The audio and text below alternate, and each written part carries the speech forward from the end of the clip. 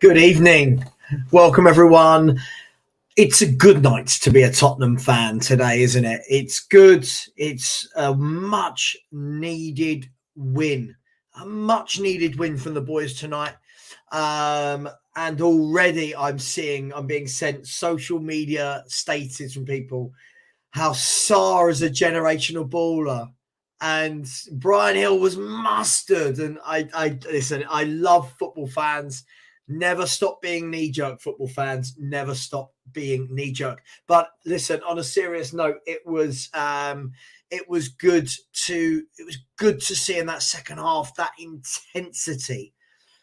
The players came out. They looked quicker to every ball. They looked to get forward quicker. Kane turned up. We turned up. For me, again, if that man's on form, then we've always got a chance, and it was good to see. It was very good to see what was a very frustrating first half. So this is the fan phone-in show. So Kuva will be joining us in about 15-20 minutes. I will invite guests on, but please, when I invite guests on, please, I will ask you to come on. Make your point, we'll have a chat, and then I'll move you on and get someone else on. But I truly believe one of the things I said when I started my YouTube channel back up was I want everyone to have their say. I want it to be inclusive. I don't want it to be an echo chamber. So that's what we're doing. Who's in the chat? We've got lots of people in the chat. Flying Solo's in the chat. There he is, my man Nico. Big up to yourself, Nico. Yeah, 90% of the ENIC out movement dies tonight. Well, this is what we're going to get. Conte isn't going anywhere. Savva's in the mud. I'm not sure why, but apparently people are saying I'm in the mud. I don't understand. Did we win the league tonight? Or is one win in 5 league games is now the benchmark for... Okay, I'm in the mud.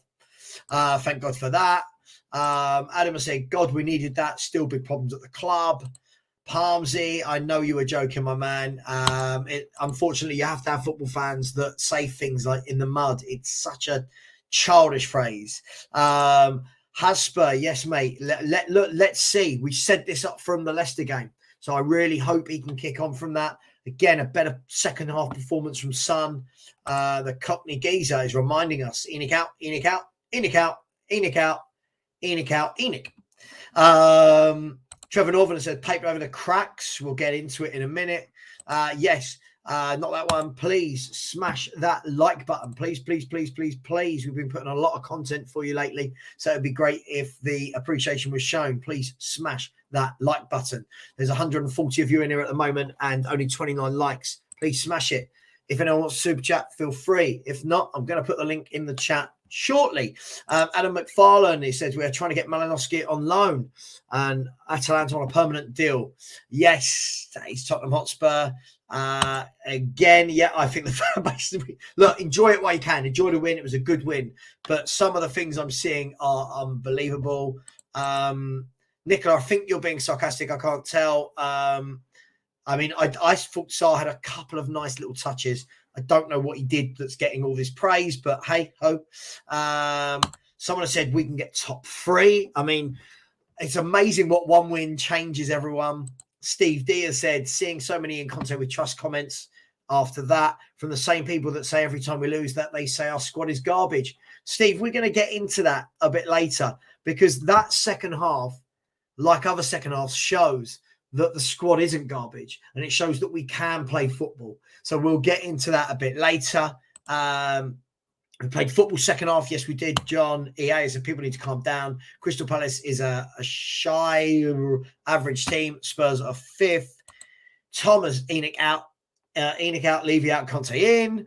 Harry is saying, I need to see a midfield partnership of Bentancur and Sarr. I must have missed this. I thought Sarr did okay. I'm not sure all of this hype about Sarr has come from. I bet that's what we do. This is what we do. We see a player have half a decent game and, oh my God, he's generational. Can we be massively disrespectful? Phil Peter, who? Be respectful or disrespectful to whoever you want as long as it's polite, if that makes sense. Big up, my man. How are you? Dave Hotspur said that was unexpected. It was, but needed. Jason said the result flattered the play. Kane was a beast. Skip a slightly better Winks, no more. Sarr probably better than Basuma at the moment. We've still got problems. Again, we'll get into the Sarr chat a bit later. And again, for me, Shane, this is where I'm at. I think the flip-flopping from one game to the others, I think we need to just relax. What Spurs have to do is kick on. You know, everyone went mental like this after Leeds, and then we didn't win for free. And we've got some tough games coming up, so I keep my feet on the ground. Turning point for Gil and Sarr. We'll see. I mean, again, I think we're getting a little bit carried away, but hey ho. Big up, Savva. I can't believe what I just watched. Well, the first half I thought was poor. Second half, much better. Much better. Intensity. Kane was excellent second half. And he's now got 15 in 18 games. What would we do? Where would we be without Harry Kane? Let me know in the chat. Where would we be? Yeah, apparently every time Spurs win, Phil, we're muddied as though I predict us to lose every single game. It does make me laugh. Big up to yourself, my friend. Bryce, welcome to you, my man. How are you? Hope you're well. Has said, Savva, first half dross, we only looked good when Kane looked bothered. I mean, there's a lot to be said for, look, the moment Kane turned it on, we looked a different outfit. Some of his through balls in that second half, some of his passing was brilliant. And hopefully games like this are the ones that put the debate to bed of who our best player is and has been for the last 7-8 years. It's Harry Kane. It always has been. Yeah, absolutely. Look, again, great for Son. You've got to kick on. Absolutely got to kick on. I won't be able to read everyone's comments, but I will try my best. Trust in the process. Funny that I wasn't hearing any of that before today, before tonight's win. Enoch out, boo. Antonio. It's funny when let's talk about this. I can't read everyone's comments. Let's talk about this. I love this. So when Antonio wins a game like that, it's Antonio. When we lose to Villa, it's he can't do anything. The players are crap. Which one is it? Which one? He can't have both. It can't be both. He cannot take all the plaudits when we win, and then when we lose, it's it wasn't Antonio's fault. And tonight showed that we can defend.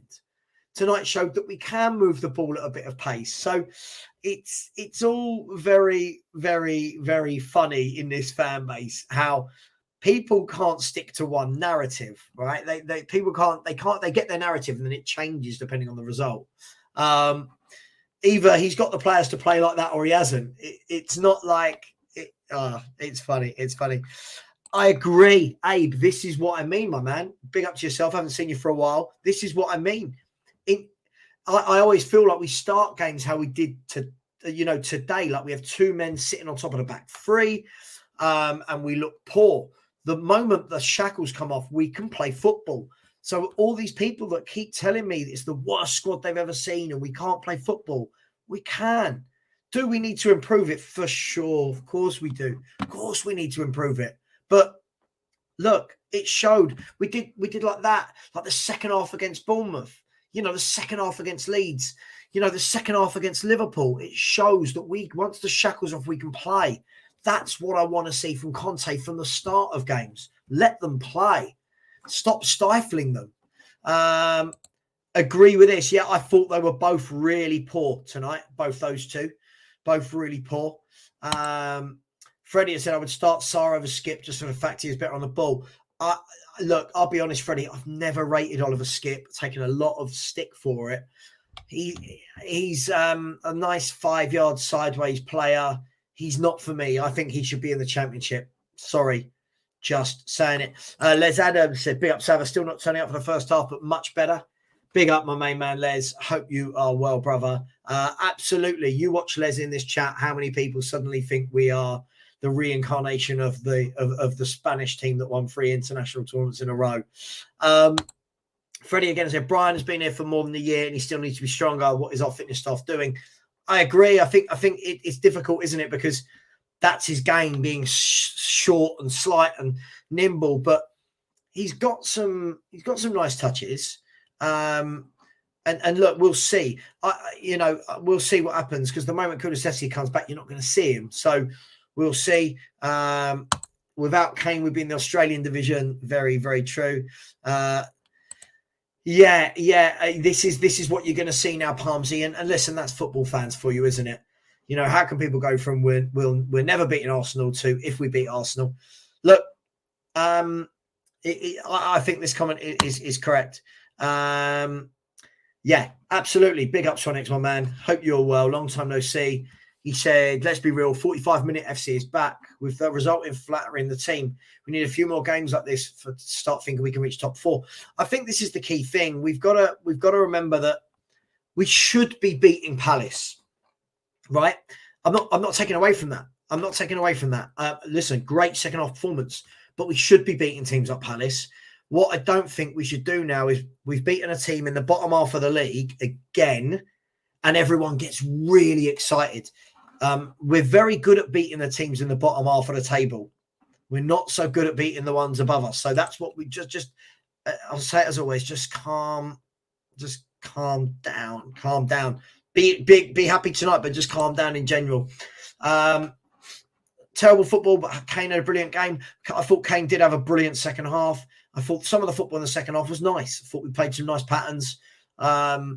And tonight showed me on the right-hand side and getting in the box why Doherty should play over Emerson Royale every single game. Royal did make me laugh when he came on. Just always makes me laugh to watch him. Yeah, absolutely. Yeah. Listen, Harry Kane's our man. He's our guy. Always has been, always will be. I don't think we can ever doubt that. Said you can't have both. Hang on, you said all afternoon you can be both, but not one A, or can be both because you say so. No, hang on, Mikhail. But there's a huge difference, isn't there?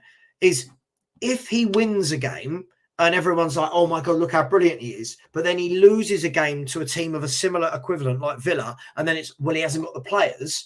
How can both of those things be true? How?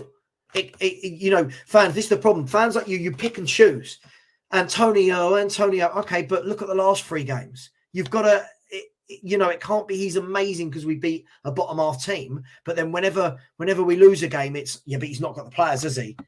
You understand that logic, right? That can't be the excuse every time this man loses a game. Billy is in here. Welcome, Billy. He said Brian Hill is a technically brilliant footballer. Technically, he's very good. Yeah, technically, he's very good. Look, let's see. Can he integrate and get more minutes? We'll see. People, again, I'll hold off. Sorry, Abe, if I have missed you. Sorry, dude. Listen, no offense. There's a lot of people in the chat these days. Someone else said narratives can change, but there needs to be consistency of result. Agreed. You've got to remember that from Villa, Brentford, and Palace, we've managed 1 win. So I will, yeah, great win, but just I kind of relax a little bit and don't go absolutely mental. And some of the things I'm getting sent in my WhatsApp group, even now, are so funny. Some of the screenshots, where is it? This screenshot cracked me up. It's a screenshot of someone going, Papa Matassar, this guy's a genius. Papa Matassar, this guy's a baller. Papa Matassar, it's like, oh my good God, like, relax. And this is why we think everyone's world class. Just relax. Billy again has said people question Gil's physicality, but Mahrez is the same build. I wouldn't say that. I think Mahrez has got a lot more about him. I wouldn't put them in the same bracket either ability wise, if I'm honest. But yeah, each to their own. Phil Pierce says narratives change and mood, vibes, momentum change all the time in football. Most gooners would have had Arteta out the door. Now it's stroking time. Yeah, listen, I get it. I tend to not, Phil, you know me well enough by now, mate. I tend to not go from here to there in one game. I then find if I change my opinion based on a single game, I'd be flip-flopping week in, week out. And I pride myself on not flip-flopping. Yeah, absolutely. Absolutely. Hope you're well, mate. Absolutely. Keeping a clean sheet, really important. It was good to do that. When you say we dominated the first 20 minutes too, I don't remember anything we actually did of note. We had some of the ball, but what did we do. The word dominate there for me is a bit weird. I thought we had a couple of crosses into the box, but I don't think we tested the keeper. I don't remember shots on goal. Absolutely, Kevin. I get it. Yeah, relief. For me, it's relief. For me, it's relief. One of the best performances of the season. One of the best performances of the season. Second half wise, yeah, but this is what we're becoming, right? A second half team. Yeah, I believe it. I believe it. We'll see. We'll see if we are after we've played them twice, and after we've played Arsenal and Chelsea and Wolves away and Fulham away. We'll see. But hey, can only beat who's in front of you at the moment. I mean, yeah, okay, you could say that for the 45 minutes today, but where were they against Villa? Brentford was poor. Nottingham Forest away, getting knocked out of the cup was poor. So this is I don't float from game to game, my man. I'm sorry, I really don't. Conte ball is back. I mean, baffling. Yeah, Azad, I said, bro, Papa Matasar, remember the name. Wow. I mean, so can someone, I'm going to put the link in the chat. Can someone come on and tell me what he actually did that is making everyone go all dizzy about him? I thought he did okay. I thought he did okay, he did well, but what is it that he actually did? Like, why are we going all crazy? But thank you for the super chat, my man. I just don't understand how we get how googly-eyed over players who have a 20-minute cameo and don't really do that much. Andy Williams, I don't know. Everyone seems to be going. Yeah, it's you know. I mean, Bryce, I think that's a bit harsh. I thought Zaha was in the game, all the game, in the first half as well. He had a lot of the ball on that side. He created a lot of problems. I thought Zaha did some good things today. He just looks frustrated in that team. Absolutely, total OZ Spurs. Thank you, my man. I said, great win, Savva. I love the stream, but there will be work done in the trend. Of course, there's a lot of work to be done. Of course, there is. There's so much work. One win up against Palace doesn't change anything from before this Palace game. Everything is the same. We still need the same transfers. We still need the same players being brought in. You said we can judge or get excited on one game with Palace, and then you judge Doherty based on one half of football. I mean, I didn't. Mikhail, listen, I'm going to start blocking you, dude, if you keep lying. I'm not basing it on one game of football. I've said for years, this guy should be in above Royal every day of the week. Before he got injured last year, he had that run where he scored 3 or 4, assisted 3 or 4, and then we played Royal, and I never know why. Yeah, absolutely, Bobby, absolutely. Listen, I think it's a younger person thing. They flip-flop from every game. You win a game, and it's, oh my God, we're back, and blah, blah, blah. Listen, just this morning, everyone was in crisis. I'm going to put the chat in. Here's my main man from America. Chef, big up, man. How are you? It's a great result, which was needed for confidence. A clean sheet. Plus, let's be fair, Palace are a poor team. We lost 3-0 to Fulham. Listen, I think, listen, we've got to get the wins when we can, and these are the teams that we can beat. These are the teams we can beat. We can't beat the better team, so we've got to win these games. So that's why I don't get massively, ridiculously excited, because we've got to start beating better teams. People question Conte ball did annoy me. What do you mean people questioned it? It's been crap all season. What do you mean? Conte ball, it's just ridiculous. I do. It does make me laugh. Let's put the link in the chat and let's see who appears. But please, if you come on, have something to say, please. It makes it really difficult when people turn up and don't have anything to say.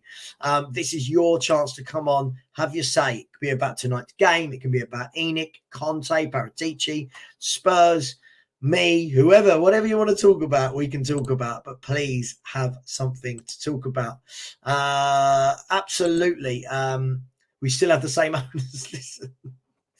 Yeah, Palace lost versus Nottingham Forest. Listen, I think these are the games we should be winning. I think everyone's getting way too hyped. Yeah, absolutely. Let's go to my man. By the way, if anyone comes on, you must have your camera on. I do not let people on without their camera. You're right, mate. Has, my man, how you been? I'm knackered, mate. It's just like watching Tottenham. Did you just do the watch along with Bob Spur? Yeah. It was. Tell me, what did it was you? a lot more fun than I thought it'd be, to be honest, because I was expecting a 3-0 loss today. So I thought it'd be you're right. long time no see. Yeah. Oh, look at you two. Oh, little bromance. It's all so romantic. Guys, I mean, listen. He's jealous. Hang on. Sorry. All right. Okay. Taking over the Yeah, let's carry on again, mate. Yeah. Guys, Bob? Look, much needed win would be, for me, relief. Much needed win. And what I would say is, I don't know if you guys agree with me, for me, that puts to bed, that's the wrong phrase. Once again, it showed we can play football. We can, all of this, we don't have the players to play football. We don't have the players to attack. We do. We keep doing it in second halves. We do, don't we? Yeah. Yes and no. Okay, do you want to go first? So, all right. Okay, just quickly, I was going to add. Yeah. If you look at what really happened tonight, we had a first half where we started off well, and then went to pot, and it was all Palace. We were absolutely under the cosh. The only thing that's different tonight is we didn't concede the goals. Right. If we conceded the first 2 goals, it would have been same business as usual. So we'd have been looking at a 3-2, 4-2 comeback, and so in a way, some things haven't changed, but in other ways, you've got to look at the positives. Hill played well. Kane looked on form. There was a lot of things going there, and 4 goals, winning 4-0. How can you be unhappy about that? Absolutely, it's a bit of a sunshine when we needed it. Relief is a good word, though. Relief is a really good word. For me, it's relief. By the way, I can see people in the background. I will get people on slowly but surely, so please bear with me. I'm not ignoring you. I can see you. Even Phil P, who looks like he's in his Spurs robe. Yes, or a onesie. I don't know. I'm not bringing him on. I don't like that. I mean, look, as I said, for me, a much needed win. Look, you know me. You guys know me by now. I won't go over the top, because for me, these are the games you've got to win, right? We don't beat the better teams. These are the ones we have to win, right? Yeah, that's pretty obvious. I mean, for me, I was just relieved we actually scored first after like 10 games. Yeah. And thankfully, we finished Palace off before they could get back into the game. And it's more for me, just like you said, relief, and just, it doesn't change my opinion. I still want Levy to go tonight. I'm not going to change that.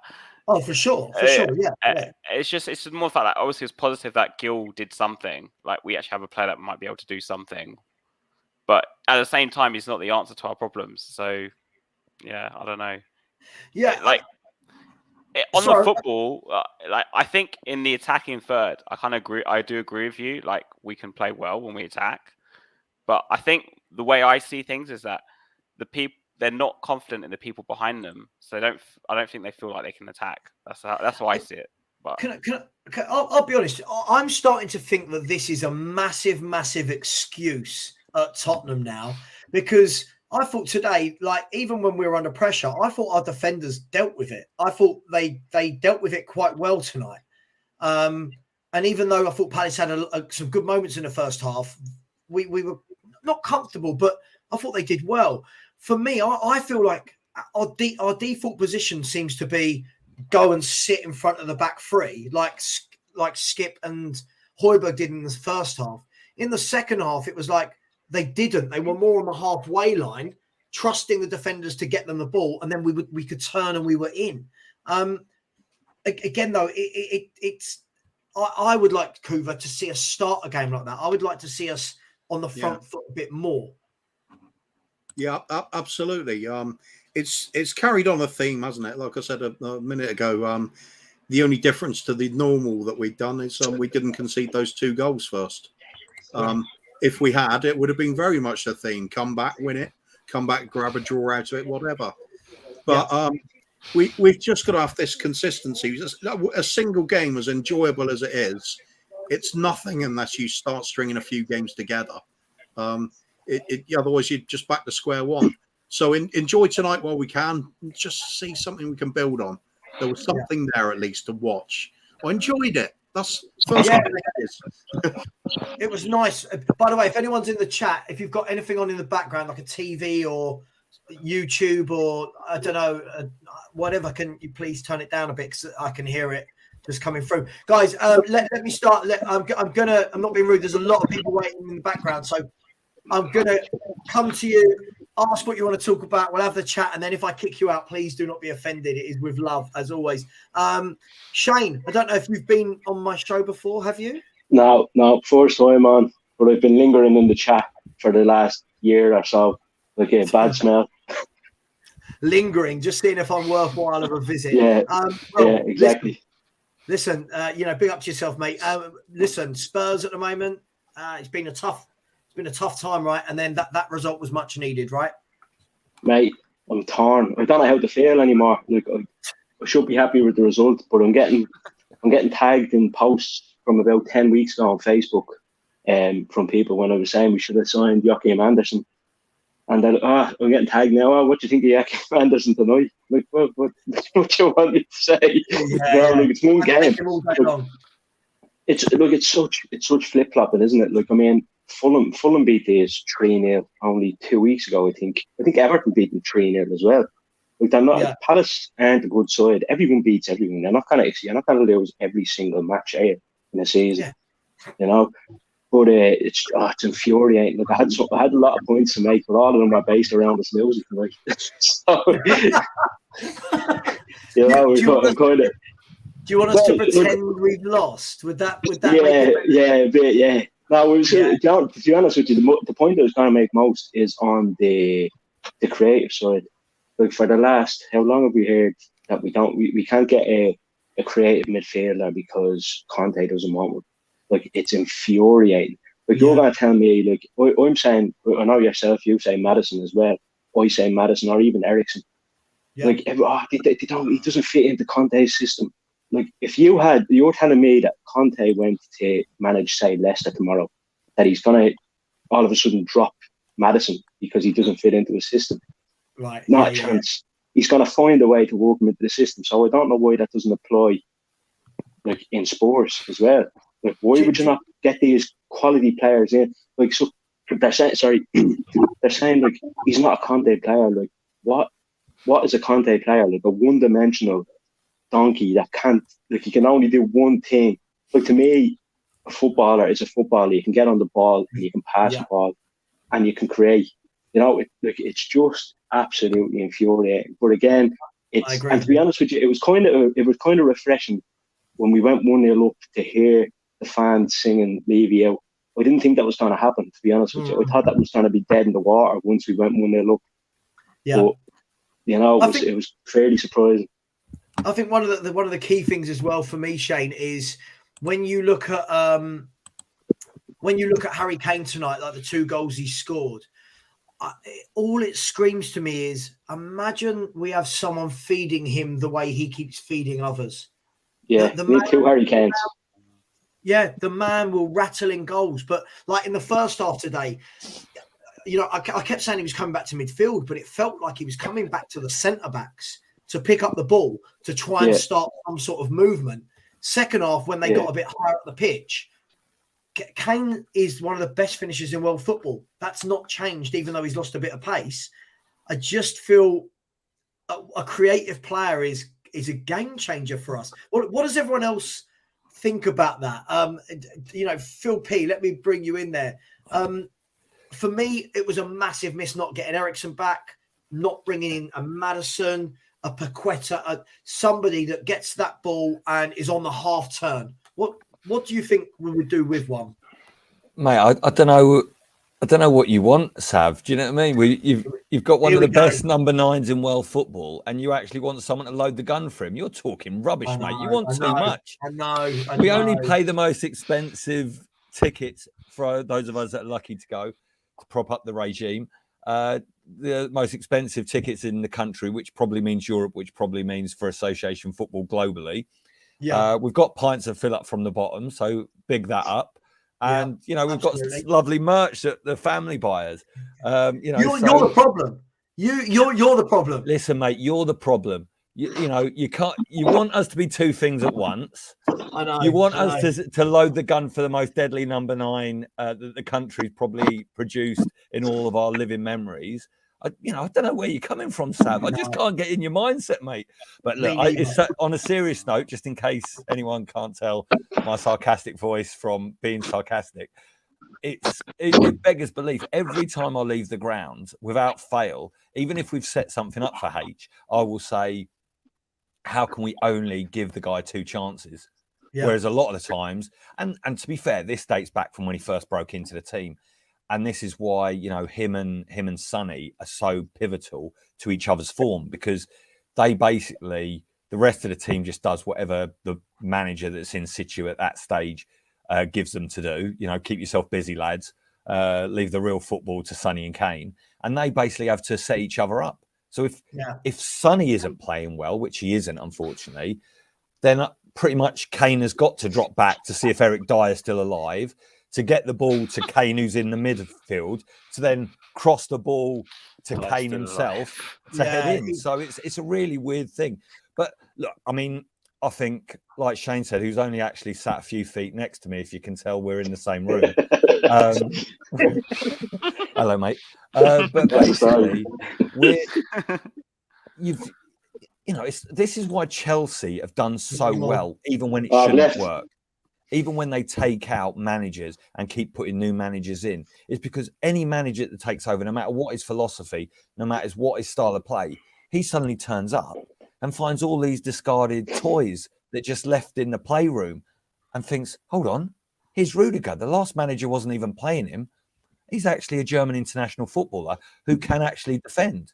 I mean, obviously, he hears random racist chants whenever he's in North London, but, each their own.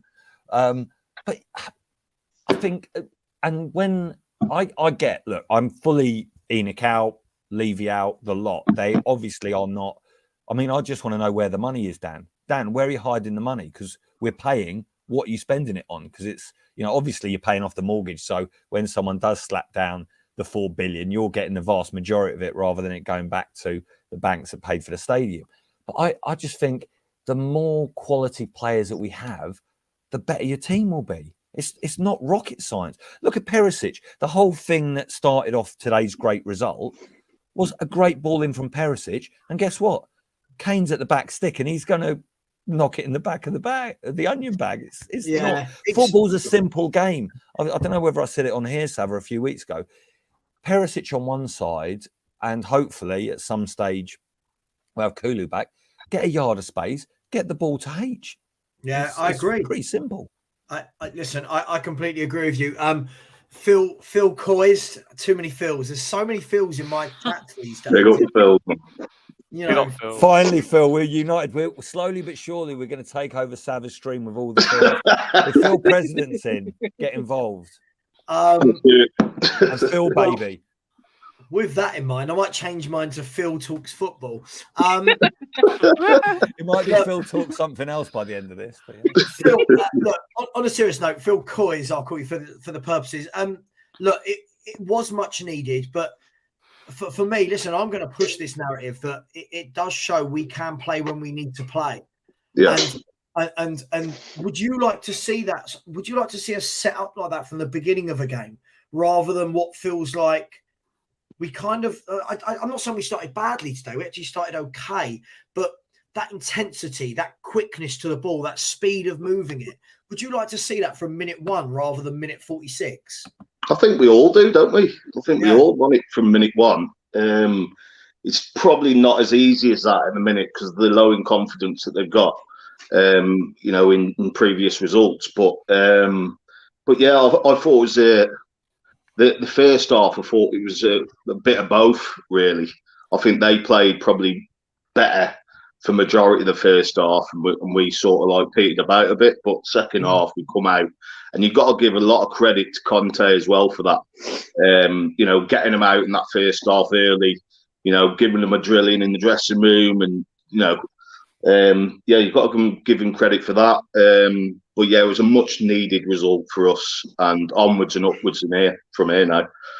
Yeah, it's got to be, isn't it? I mean, Carl, you've changed your name tonight to Harry Kane. London Derby killer. The London Derby killer. How good was Kane tonight? Absolutely brilliant. Like, he loves the London Derby. He always scores in them when we play. Well, if it'll be the North London Derby or any, like, he was absolutely brilliant, on fire, and he's now got 198 Premier League goals for Spurs, all-time Premier League top scorers.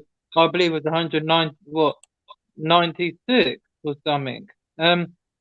Yeah, it was brilliant, and the Irish Cafu, Doherty, that's what David calls him, the Irish Cafu. Like, yeah, it was brilliant as well. But man of match Harry Kane for me has to be 2 goals. The second one was world class finish.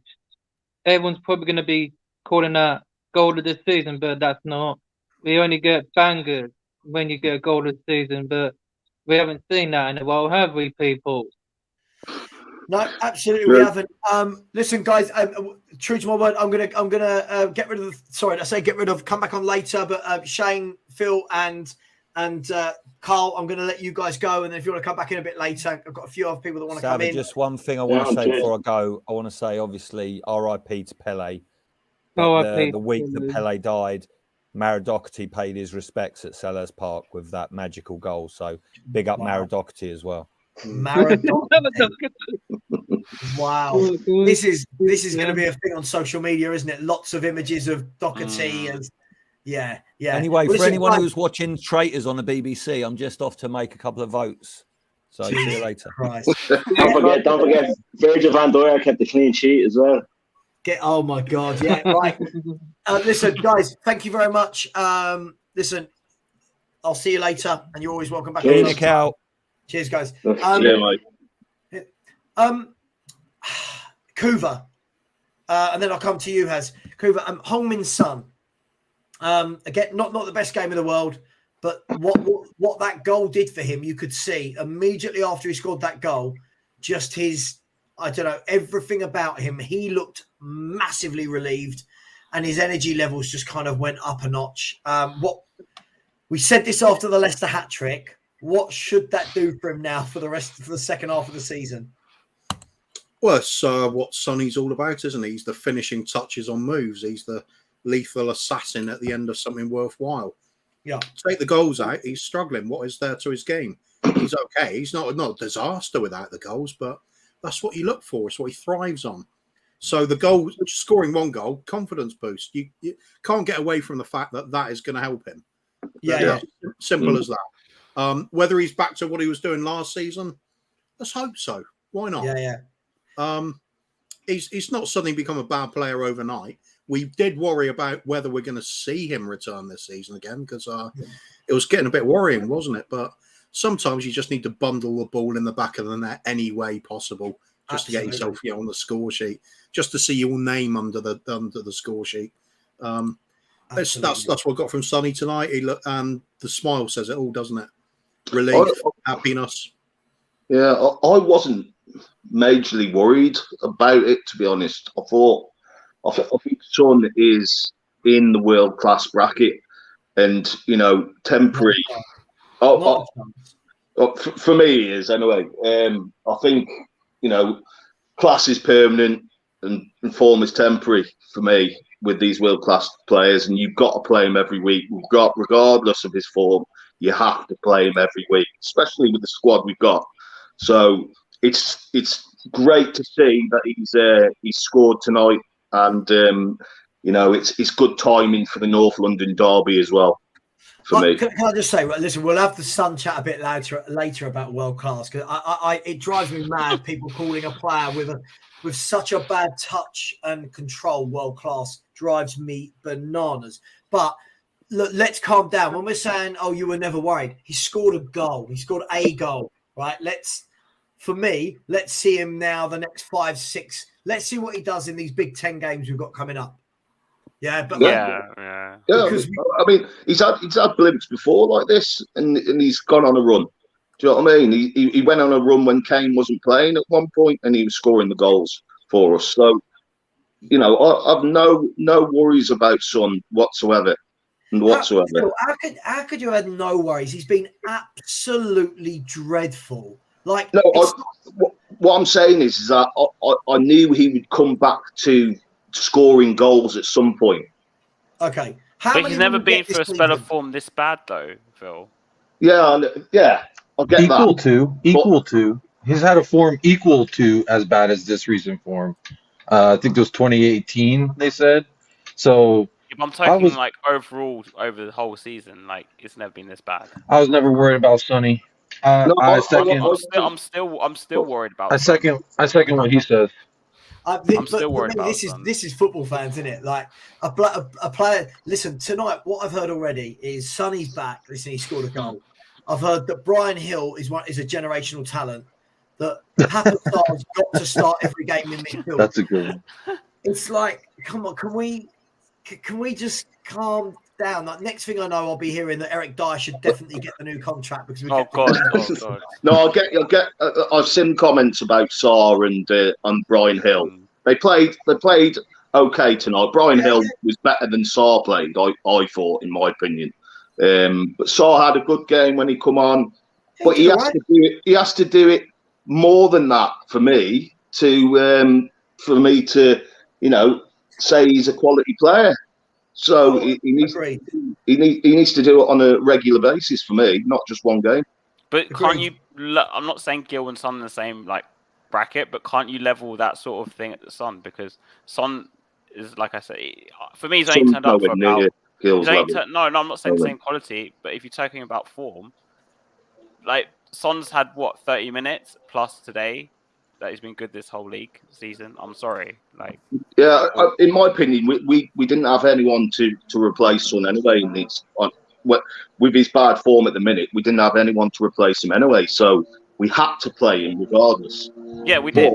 There was no one else because Kulusevski was injured. So. But for me, I still think them two in our squad, Kane and Son, they need to play every week. They need to feed off.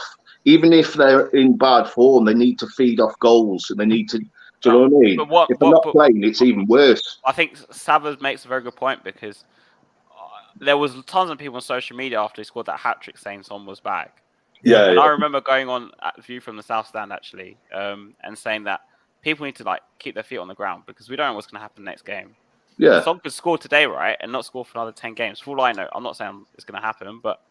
For all we know, we're basing it on this season. He might go another 9 games without getting a goal. Yeah, but he might not, though. It means it holds the same amount of water if I said the exact opposite of what you're saying, in my opinion. If you don't play him, he might be scoring the goals. Do you know what I mean? I didn't say not play him next game. Next game. I'm just saying and not have might the not score next game. Goals. But I'm saying he might not score next game. So there's no point in people saying Son's back because we don't know he's back. I'm not saying he's back. All I'm saying is that you need them type of players on the pitch in your first 11 to get any kind of result. You need them clicking for sure. You need them hitting on all cylinders. Guys, because he is a difference look at the combination between Son and Kane. For how many years? You need that. I've been waiting to read the super chat for ages. We'll come back to Son in 5 seconds. Big up, Mark Cousins. Hope you are well, my friend. He said is the treble still on? Hoover, is the treble still on? Yeah, of course it has. Let's go full on flip flop. Levy in. This is what we do, guys. Look, back to Heung-min's Son then. And Jacob, welcome onto the stream. I think it's your first time on the show. Yeah, thank you. No, you're welcome. You're welcome. Look, guys, I think the thing for me about Heung-min's Son is I think he's been. It's not that he's not been scoring goals, right? Sometimes strikers go through a drought, but they're playing well, right? They're getting in the right position. They're doing the right things. For me, with Heung-min's Son, it's just that he's been I don't want to say bad. I feel like there should be more emphasis on how bad he's been. He's been literally non-existent. technically inadept as my best assessment. I love Son. This is a guy I would get his face tattooed all over my back if someone paid for it. So I love Son. I'm so thankful for today, the fact that he did score. Outside of that, he should have put away the one that was offside. Kind of wanted to see him put that one away. A little disappointed, but I think I do agree. It might be too soon to say, "Oh, Son's back. This is going to be golden boot era of Son." But I think to echo what you were saying, I'm sorry, I didn't catch your name to the loop. Phil, mate. Phil. Phil, nice to meet you.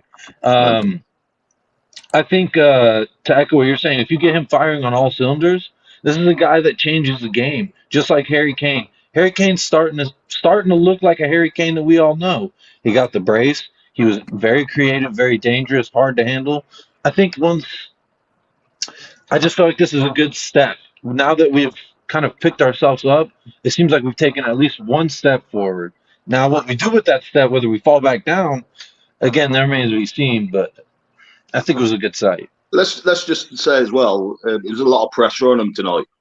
A lot of pressure on them tonight, especially the players and the manager. So, you got to give them credit for that. Yeah, I will do. I mean, listen, Kuva, let me bring you in here. Are we guilty? I'm not talking about this panel. I'm talking about as fans and what I'm seeing flying around the internet and everything. Are we guilty of, look, we've been really poor lately, Spurs. We've been poor for a long time now. We've beaten a team that lots of other teams around us beat quite comfortably, that never beat a team in the top half. And all of a sudden, it's like, Gil, who this morning no one was talking about, is great. Sarr, who is our fifth choice central midfielder, all of a sudden has to start games. Son's back. Kane's back to his best. Doesn't a lot of this depend now on what we do? Forget Portsmouth, but Arsenal, Fulham away, City twice, Chelsea, Milan. Isn't it those games that are going to show whether or not these things we're bigging up are actually true? No, mate. This is all about tonight. We're definitely back on it. Treble is on. I can't stand all the negativity in this. I've been positive throughout. Anything where it says otherwise, it's just CGI and plain lies. Jesus. Yeah, you can't get carried away on a single game. Just enjoy it for what it is. Let's just have one night where we've had some fun. We've seen some goals. Absolutely. Some of the favourites have scored. And the likes of Brian Hill stepped up when he was asked to. Still think he's a little kid. Still think he's going to struggle in the Premier. But he did well tonight. I'm going to give him credit for that. Yeah. I think it's. I think he had a good second half. Does anyone think he had a good first half? I thought his first half. He showed us the Brian Hill that we all know. Yeah. I think I think it's difficult for Brian Hill because, for me, straight away he's not a right winger. He's not a right winger that's going to beat a man, whatever. He's a technically gifted footballer, but I think he looked a bit lost when he was playing high and wide. I thought in the second half he kind of got inside, a little bit closer to Kane. He's got lovely technique. He can control it. Look, he's typical Spanish footballer, right? Put the ball to his feet, killed stone dead, good movement. My worry is like what Kuba said. Is he? I don't talk about too lightweight for the Premier League. I'm talking about too lightweight in general. Can he ever stamp his authority on this team and the Premier League? What do we think? I don't see it yet, in my opinion. The only way I see it working out for him is if we play a formation where we have a proper number 10 and he plays in the pockets. But we don't play a formation like that, so it's not going to work. That's my worry, when you look at a player like Hill, great. He stepped up today. He had a good game. He got his assist. He showed us a few nice flashes. But let's be fair, when Kulusevski's back, you're then he'll back be on the bench. Son, Kane, Kulusevski. When Richarlison's fit, you're then to Son, Kane, Kulusevski, and then Richarlison will replace one of those, not Hill. So realistically, what sort of opportunities and chances is he going to have, guys, to really ever establish himself as a Tottenham Hotspur regular? The only way I've seen it working on someone like Conte is if he changes to a 3-5-2, like a classic 3-5-2, and say he moved Kulusevski as a number 10, and obviously Gill would be that sort of cover, or like play Gill as the 10, and then play Richarlison with Kane or something like that, or Son with Kane higher up. It's a bit more narrow, and you'd have to still rely on the wing backs to offer like even more width than they normally would. Yeah, because obviously those wide players won't be playing wide. You have 2 further in, and then like a number 10 sort of in the pockets behind. But then we don't play that way because I like Conte, but he's very stubborn. He doesn't change it. So I'd like to see him go on loan. To be honest, I'd like to see him go on loan in the Championship, or maybe a lower league team in the Prem. To get regular game time. I think get him used to playing in England too. I think we'll probably go for forward players in the transfer window, and he will go on loan.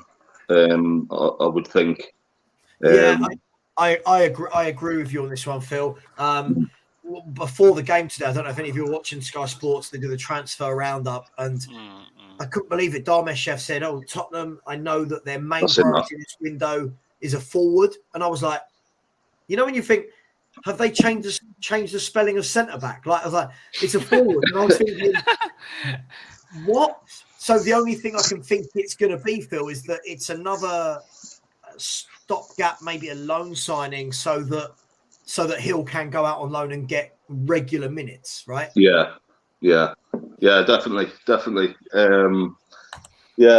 I think a wing back for me is very important as well in this window. I'm not too keen on Pedro Porro, if I'm honest.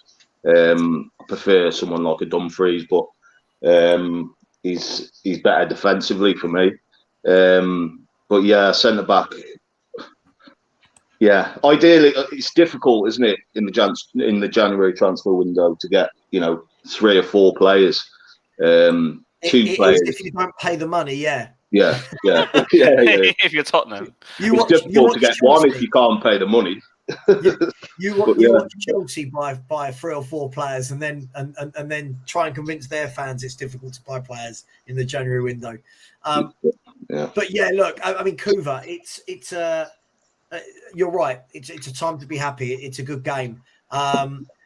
Good timing as well, Kuva, with the forget Portsmouth. I'm not going to go there with the North London derby coming up, because all of the nice things we're hearing right now, and everyone, the number of people have told me I'm in the mud. For some reason, I'm in the mud because we beat Crystal Palace.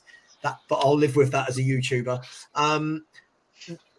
Get battered by Arsenal, and all of a sudden, these nice things, Kuva, are going to go away, aren't they?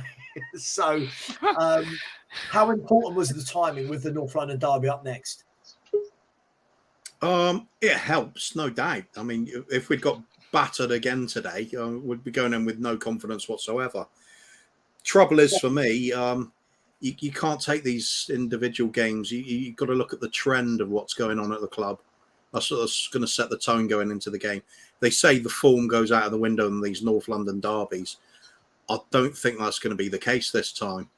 I think there's something about their lot that's looking really good, and there's something about our lot that's not looking too amazing. Is the passion what usually turns the game there in the North London derbies? Is the passion there at the moment? I don't think with us it is. I don't see this like desire to win games no matter what the circumstance. Kind of see it with theirs at the moment. It's worrying. I hate to have to say it, but don't you think? Sorry, Keith. Don't you think form goes out the window in these derbies though? That's what I was just saying. I think usually yes. This time I just don't see it. I'm failing to see how our first 11, missing some of its pieces, is going to fare against a well-oiled Gooner machine that's top of the table for a reason. Kuva, in a situation like this, I think it's I like to look at some things like X factors that may be something to help push a result over the edge or not. And I think Harry Kane playing at home, looking at Jimmy Greaves' rear, I mean, he's looking right at him. He's up on him at this point. So at some point, I think for him, he's going to want to get those goals. I think to break that record versus the North London rival, the club that called him a little tubby, or whatever they called him, a little chunky boy. I don't know. Whatever they called him, it upset him. So I think that this could be, knock that little chip off your shoulder, break a Tottenham Hotspur record while you're at it, and maybe bolster some confidence, and maybe Daniel Levy will spend some money for you. I don't know. It'd be a miracle if that happens. But luckily, it's halfway through January though, because if we do go in there and we get stomped 3-0, 4-0 of the likes, there's going to be a riot outside that stadium, I would hope. And Daniel Levy, there needs to be some assistance for Daniel to his car. So at that point, maybe someone can convince him that, hey, you got 15 days left. It's time to spend some money. But I think the big factor for me is whether Kulusevski is going to be fit enough or not. Because without him, I don't give us half a chance.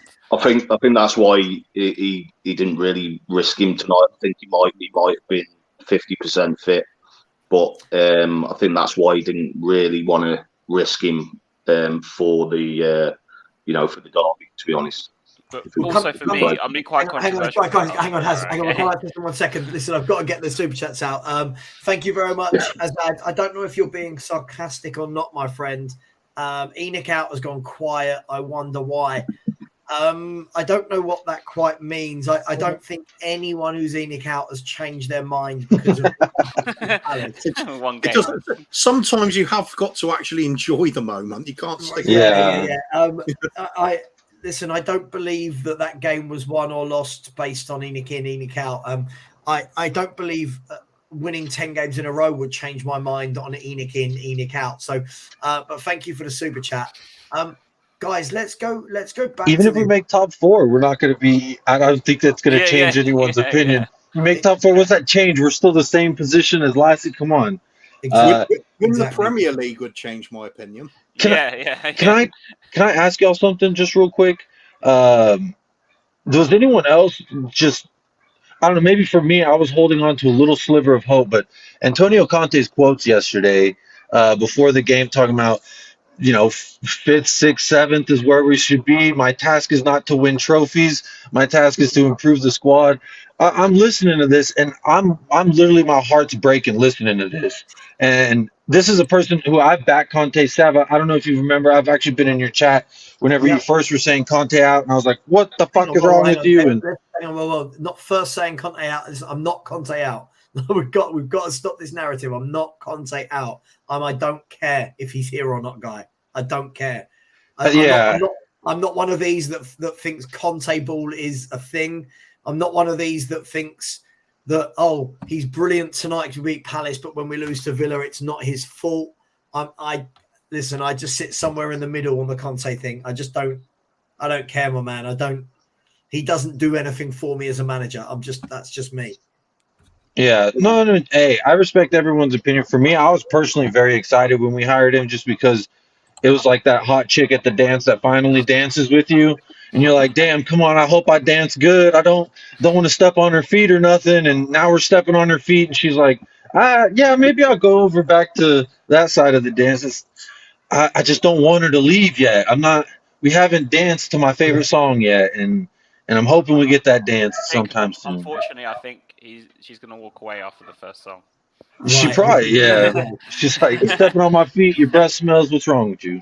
Isn't it amazing though how one game of football, one half of football, and I'll say one half. So much changes in people. Not you guys. Just so much is changing in people's opinions.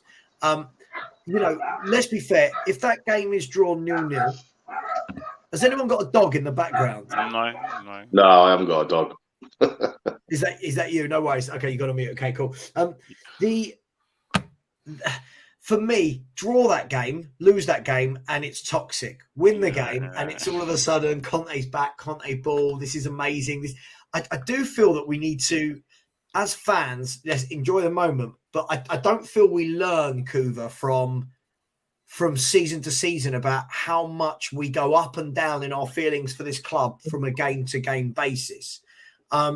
Do you know what I mean by that? I'm not saying don't enjoy the game, but it's how the opinions go from, oh my God, Conte's back, it's amazing. At the weekend against Villa, he was useless. I just can't. You know what? I used to love all that. Ben Kaufman always says it about me. I'm always believing that it's Spurs. Every meal's a banquet. every diet as a famine. The moment we get a throw in the opposition half, we're going to win the league. The moment we concede a throw in, we're going to get relegated. I loved all that. Just let out wild, pure emotion. It's brilliant fun. The trouble is, all of the positive bits have been knocked out of me over the last few years. Right. I don't see that anymore. It's sort of been the wild up there and down there has just been crushed down to there somewhere. So I'm hoping for mediocrity at the moment, just something worth watching. Given up on all the rest of it. The club has broken me. This leadership, this management and this chairman have broken me. I just don't have the faith there anymore. I hope I get it back at some point, but under this slot, I just don't believe it. So one game back, 4-0, great to watch. Really enjoyed it. Love to see some of our players performing well. Of course I would. I'm a Spurs fan. I want to see my team do well. Do I believe it's going to carry on? And do I think fans should be getting carried away with it? No, hell no. Hell no. There's no such thing as a one-match winning streak. I want to give you a hug. I just want to say that. I just want to say, for me, like, regardless of the result tonight, I know we won, but even if we drew or lost or won, I don't think it changes anything with the derby for me. Like, I still think I go in that game with like zero confidence we're going to get anything out of it. I mean, look, if we look at it, the North London derby lately has been won by the home team, right? In either corresponding fixture. So we've got that going for us. But like Hoover said, this Arsenal team, just, I don't know. Listen, I'm not saying we can't win, but they just look well-oiled. They look slick. And what they will have that Palace couldn't do in the first half today was put away their chances.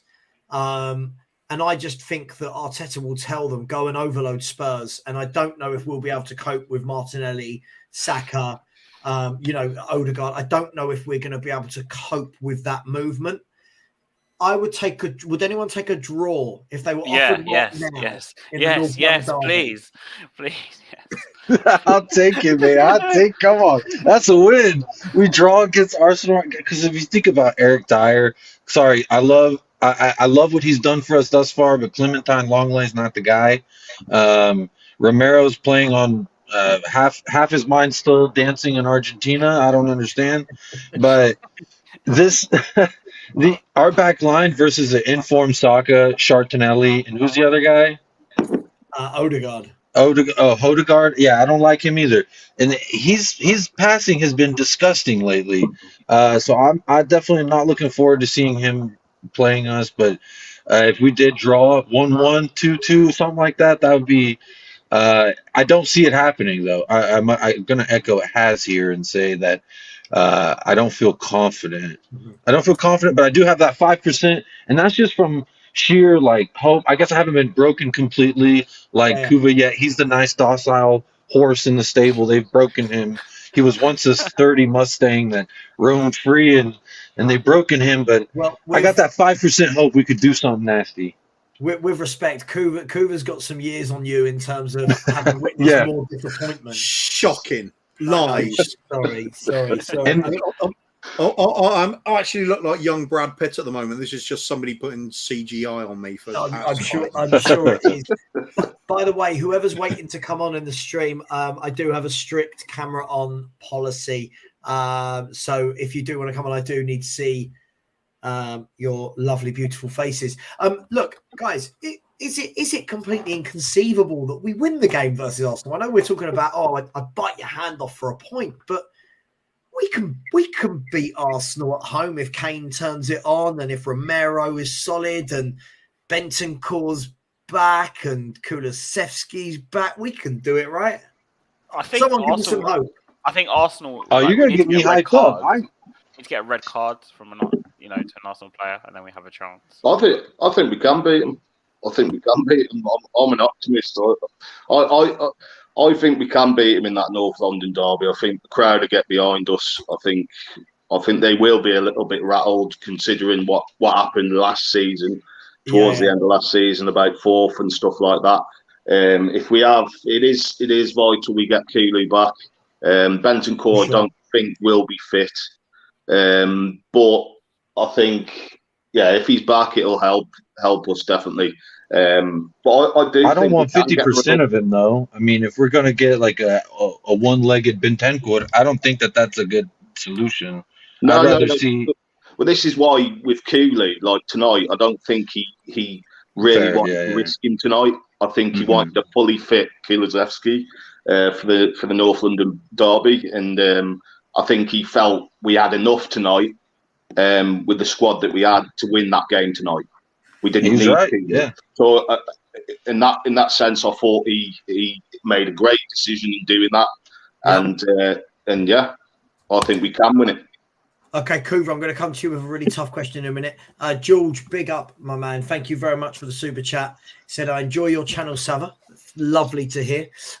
This is a small success, but you would hope for investment in this squad and manager to see what can be achieved, in my honest opinion. Coover, switching slightly away, because there is a transfer window open. I'm not sure if you were aware of that, Coover, being a Spurs fan, but there is a window open. And Dharmesh Chef, I'll go back to this on Sky Sports, when they were doing the transfer roundup and they said, right, Tottenham, he said, and I quote you, he said, well, it's very clear that they're looking to really back Conte this window, right? Sure. Yes, that is what Dharmesh Chef said. I kid you not, and I had to take a double take soon after he followed it with their main aim is a forward and then a right wing back.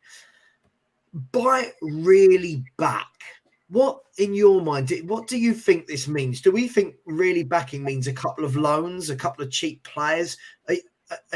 Have you got any more confidence as we've entered the window that something of note is going to be taking place at White Hart Lane? This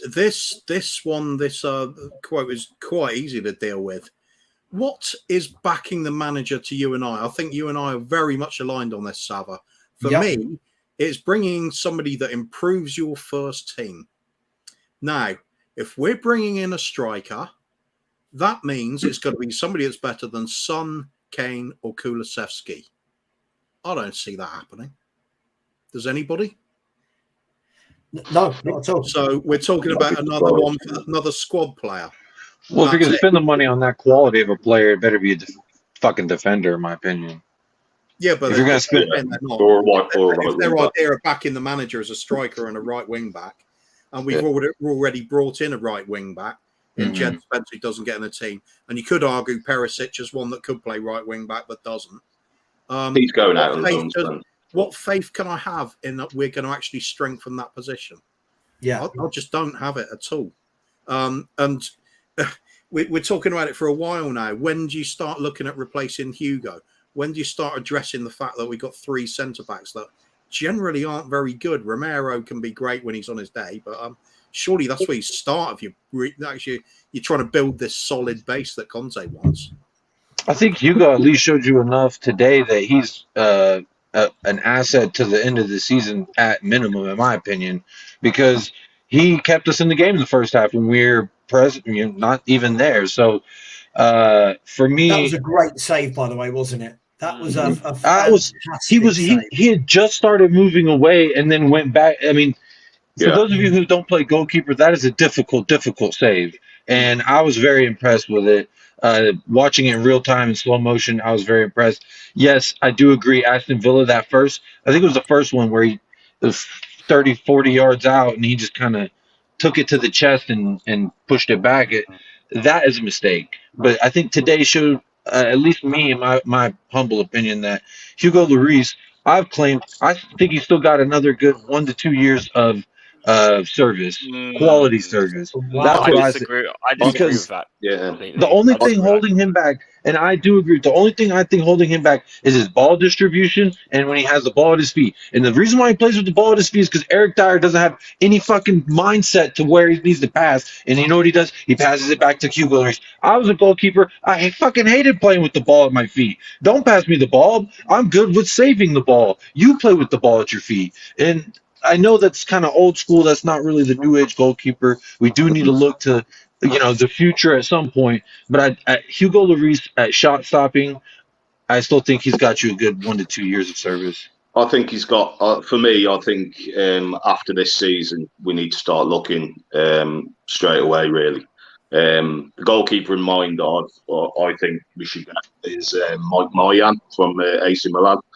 Class. I think he's a top quality keeper. You're not getting him out of Milan. Yeah, I know. You're not getting him. With the right money, Savva, if we're going to pay up, you never know, mate. You never know. Sorry, But, do you know who your chairman is? What do you mean if we pay? yeah. But they'll say 70 million. knows different, doesn't he? Well, they'll say 70 million, and Levy will go, all right, there's a 20 million plus Tanganga first opening bid. And then everyone will go, well, we did try. This is an interesting one, isn't it? Because the Hugo Lloris debate, I feel like this debate has been around for 5 years, if I'm honest. I feel like this debate for a long time has been about, do we need to replace Hugo Lloris? Is Hugo Lloris still a top keeper?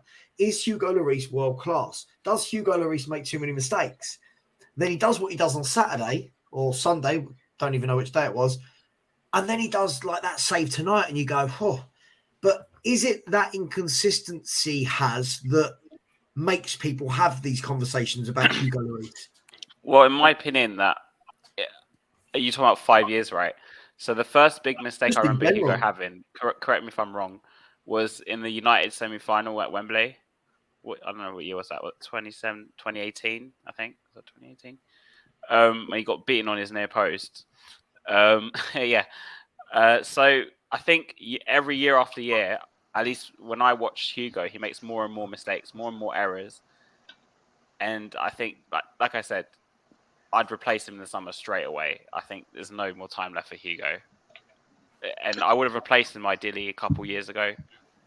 I would ask this of those that say Hugo's done at this juncture in his career. Is a man not allowed to lose a World Cup final and have a little bit of a slump? That's what I want to say about the Aston Villa, because honestly, I was concerned about Kane because he missed the penalty. That's what I was concerned about, but I should have been concerned about my man Hugo, because clearly I think that there was a little bit of that. And you know what? I think today's a good step in the right direction.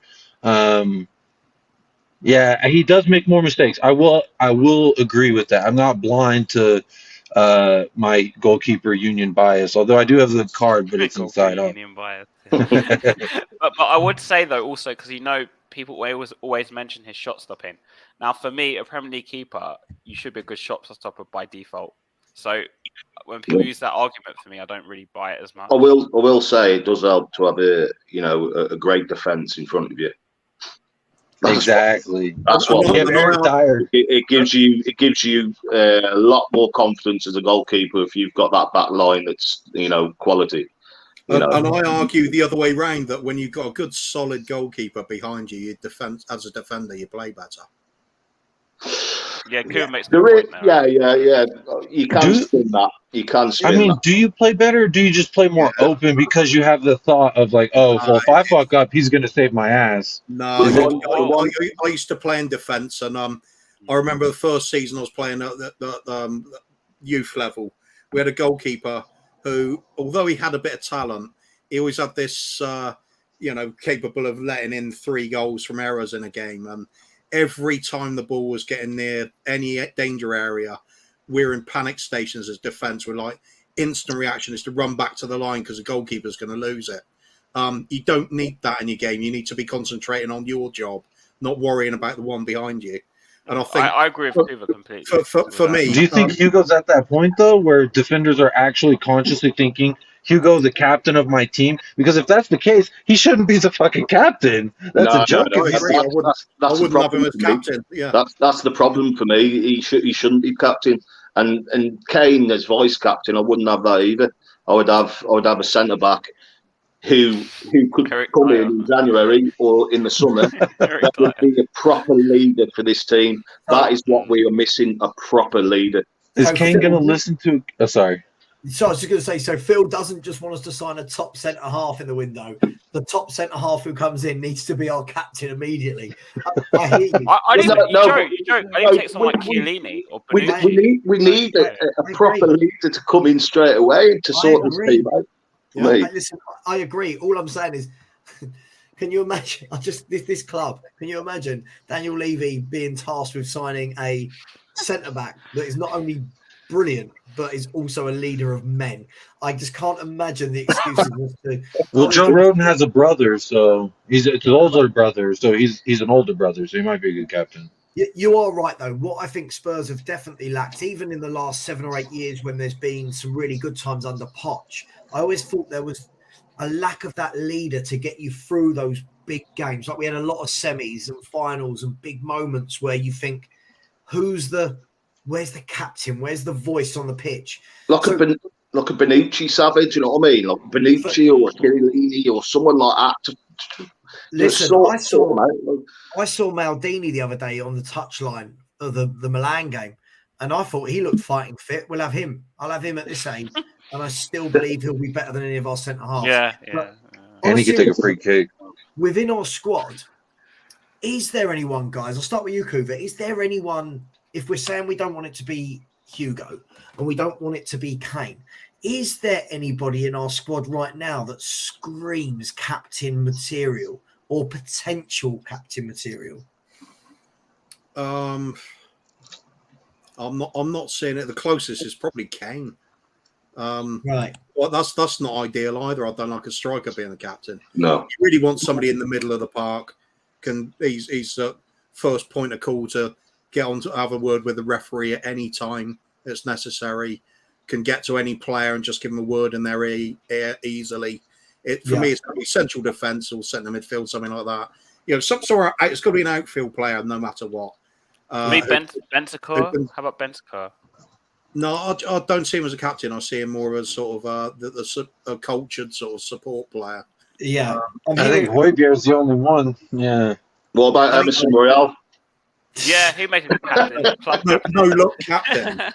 No look captain. Can you imagine? I mean, this has been a problem, hasn't it? I think when times get tough at Tottenham, I look around the pitch and Eric Dyer does a lot of screaming and shouting, which is really annoying because he's very good at making a mistake and then he turns and looks and you all this. I just want a leader of men. I want, I can't believe I'm going to say this. We need a John Terry. Yeah.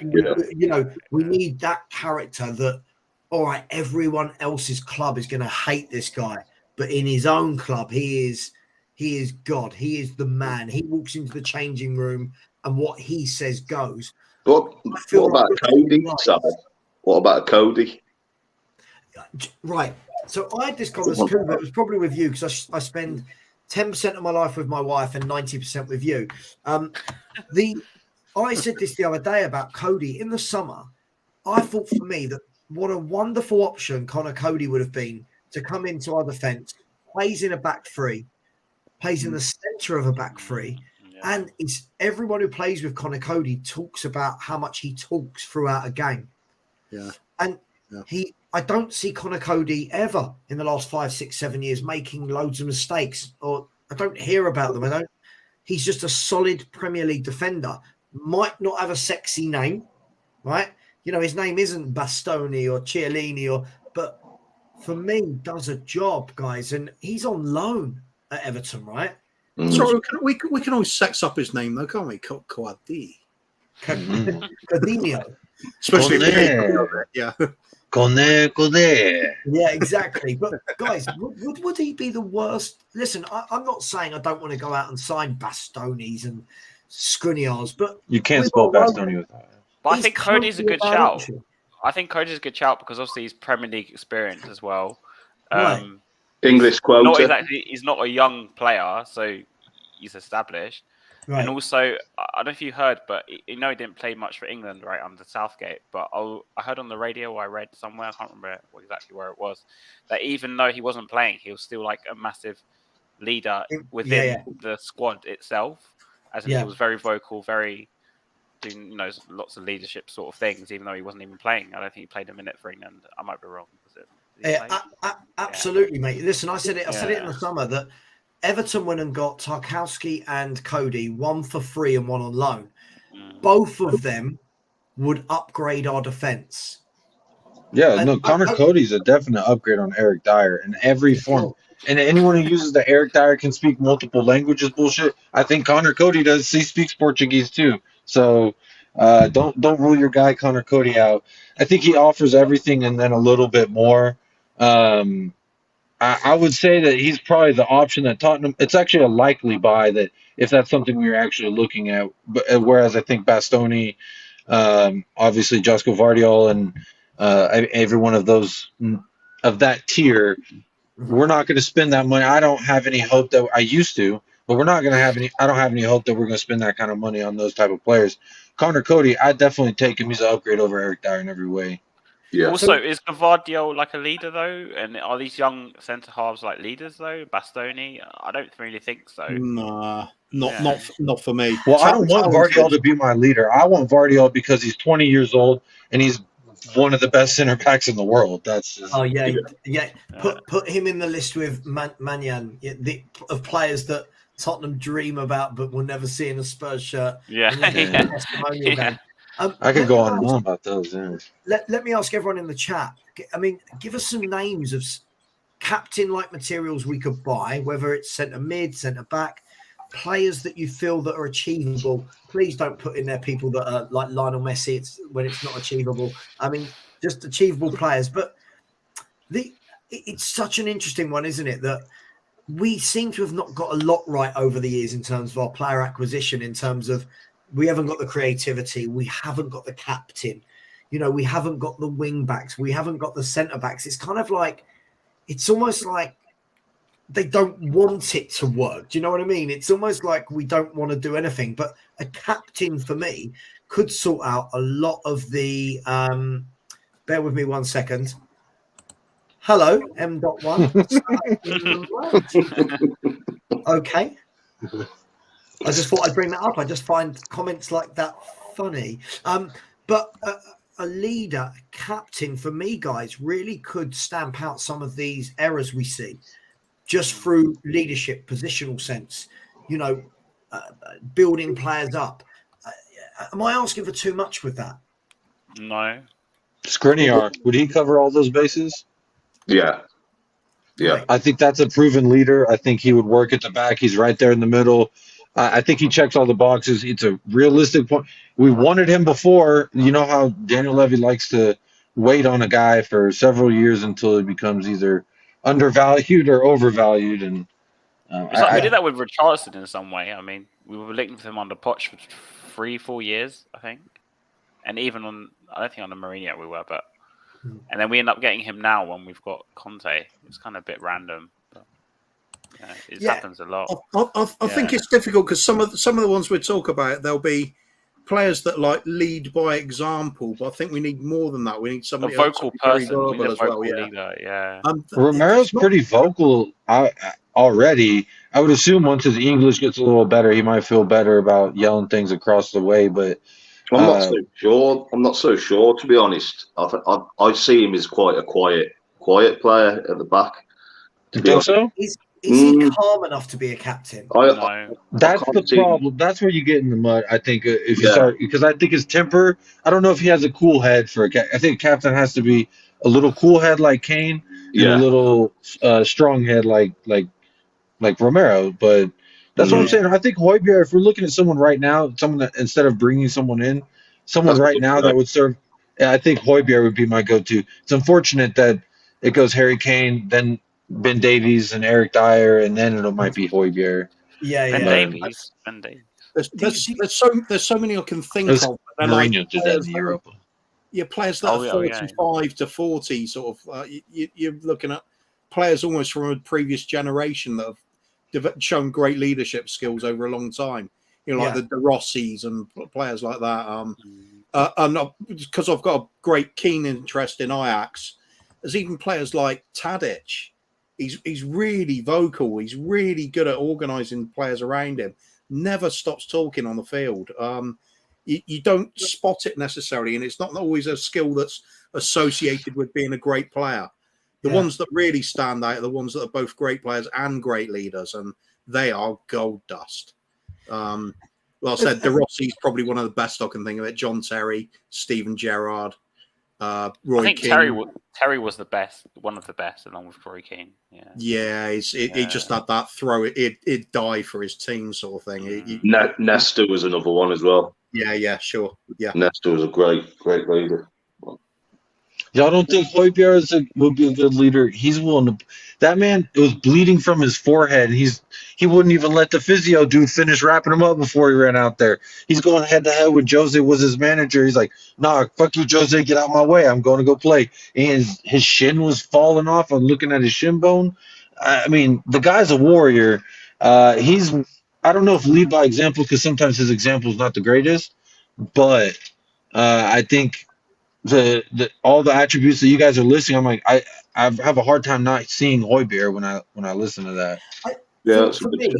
For me, with Højbjerg, I think he's got all the attributes a captain's got, but I don't know whether or not the ability attribute, i.e., I don't know if I was looking across at him, I think.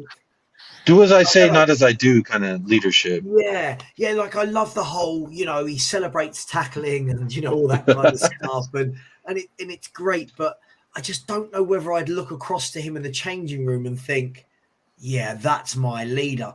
But at the same time, Jacob, I wouldn't look across at any of them in our changing room and go, there's my guy, because Sonny's quite quiet in that respect. Kane. Oh, sorry, just quickly, Jacob. Ben Kaufman's in the chat, and you know what he wants. Oh, a Bentancur. Hello, Ben Kaufman. Rodrigo Bentancur. Jesus, Ben Kaufman. Yes. But don't we miss that guy still? Imagine it could have been 6-0 if we had that guy out there instead of Skip. I thought Skip was awful today. Sorry. He was rubbish. Yeah, I didn't think he was great, to be honest. We are so done for in the midfield. Who was that? Sorry, I think Sarr did okay for himself, though. Way better than Skip. He showed in half the amount of time. He showed double. He showed everything you want to see from Oliver Skip. He took the ball off people neatly. He drew fouls. He was not afraid to take the ball, turn, and make a run. And quite frankly, I think Savva. That's why everyone was so high on this guy. That was one of the questions when I first was about to join. Was he said, I want someone to join and tell me why is everyone so over the moon with Papa Matasar? And I'll tell you why, because he's doing things that we thought we were getting from Basuma. And Basuma, I love the Basuma. I bought the kit. But this is what we wanted Basuma to do. And he did way better than Oliver Skip in half the amount of time. So, but, right, hang on. This is where, Let's come back to Planet Earth. Right. Papatar, how many minutes did he get tonight? 30. No, 20. 20. I saw him do a few things where I was like, okay, nice. 30. But I do feel like when we're talking about he's doing what we wanted Basuma to do, what I've seen Basuma come on and change an entire game against Leicester City. That's true. When we were losing and then suddenly we won 6-2. I feel like I'm still thinking about Basuma from Brentford and Aston. I'm thinking recent Basuma as a total package. And Conte even spoke that Basuma was not getting his tactics down as quickly as he had wanted or whatever. That's something I had read. What did Sarr do? I'm not saying he had a bad game. Not at all. But he just showed a little flash of like, hey, there might be something in this kid. He's 20 years old. He was listed at 6 foot, but he's 6'2" now because he's growing. He's not going to stop growing for another 3-4 years. I think that he showed enough to some fans to say, hey, this is more hope than we had. He is. That's the truth. I just love it. I love it. He's literally growing as we speak. No, maybe there was glimpses though, Savva, of little. I'm not saying he comes in. He's like the Premier League game player of the month or anything of the sort. I'm saying for people who are so dehydrated and we're walking through the desert, you see a little glimmer of what might be some water. You're gonna head in that direction because you're like, damn, that might be good. And that's just what I think it is. Can I tell you what I think it is? And I might be wrong. Listen, it happens once a year. I'm wrong. I don't think this is the occasion it's happening, but it happens once a year. As Kuva knows, I'm right about most things. Statement. Just kidding. I just think I thought Sarr was decent. I thought he put in a good shift. I just think it was because of how bad Skip was. that he was an improvement. Now, for me, listen, I'm not against Papasar. I mean, look, let's be fair. None of us can sit here and say we've seen him play a million times and we know what his potential, ceiling, so to speak, is. What I do know is that he should be kept, and Ollie Skip, for me, is not good enough for Tottenham Hotspur. Now, I know this is a difficult conversation because a lot of people are like, he's one of our own, blah, blah, blah. I've never been impressed with him, ever. What do you guys make of Ollie Skip? There was one game I got really excited about him, and it was the preseason game versus Arsenal last year when we just got him back from Norwich. He was in the team of the year for Norwich, so I was like, okay, I think he's going to come in and do wonders. And he was so great in that Arsenal preseason game that I was like, oh, I think he's going to be so good. And since then, it's just been a steady. I just don't expect anything out of the guy. The physio room is the black hole of our club. You send any player, don't matter who they are, you send them to the physio room, you won't see them for at least double the time you expected to see them. Yeah, for me, I think with Ollie Skip, I think he was playing well under Conte at the start up until his injury, and then he sort of went downhill from there. I think he needs a loan move. For me, I think he's not going to get into our team once players come back. I think he will need a loan move for me. But hasn't he already had that loan move, though? Hasn't he already had that loan move, though? Yeah, but he's not going to get the game time. He's not going to get the game time here. So I agree with you, Phil. I agree with you. Let me ask. I mean, Kuva, for me, I feel like Skip is another in a long line of central midfielders we have produced from our youth team in the last 15 years. And I'll go back. I'll try and do it in order. So if I'm going to go Skip, Winks, Skip, Winks, Benton, Mason, in and around that time, Tommy Carroll, Jamie O'Hara. I feel like all of them have come out of that team. Tom Huddleston. He was signed from Derby. Not Tommy Hunt. Not Tommy He was signed from Derby anyway. Right.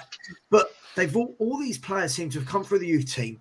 All central midfielders that play the nice 5-yard pass, do the nice easy thing, run about a lot, but there's not really an attribute to their game that you go, that's going to make you special. They all seem to be the same, and they all went down the same path. Jake Livermore's another one. Livermore went off from here to Hull, I think. Yeah. Tommy Carroll went from here to about 95 clubs. Ryan Mason went from here to Hull.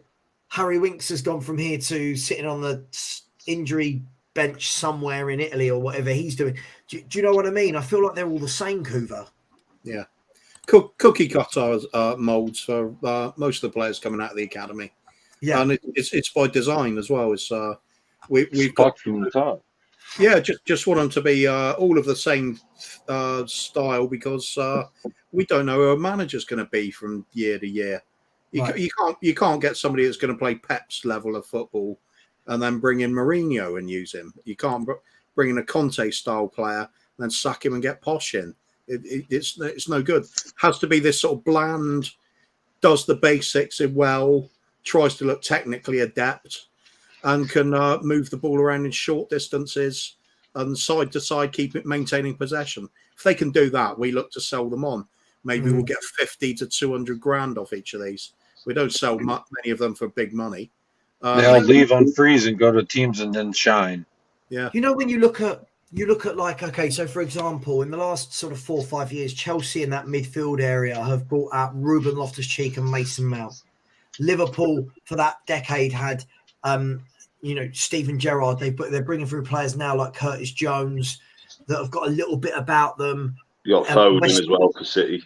Foden at City. West Ham have bought through Declan Rice, and I just look at it and I think, why don't we don't seem to bring anyone from our youth team that's got a bit of buzz about them, like Marcus Edwards has got, right, that we let go. No one that's not. There is that big.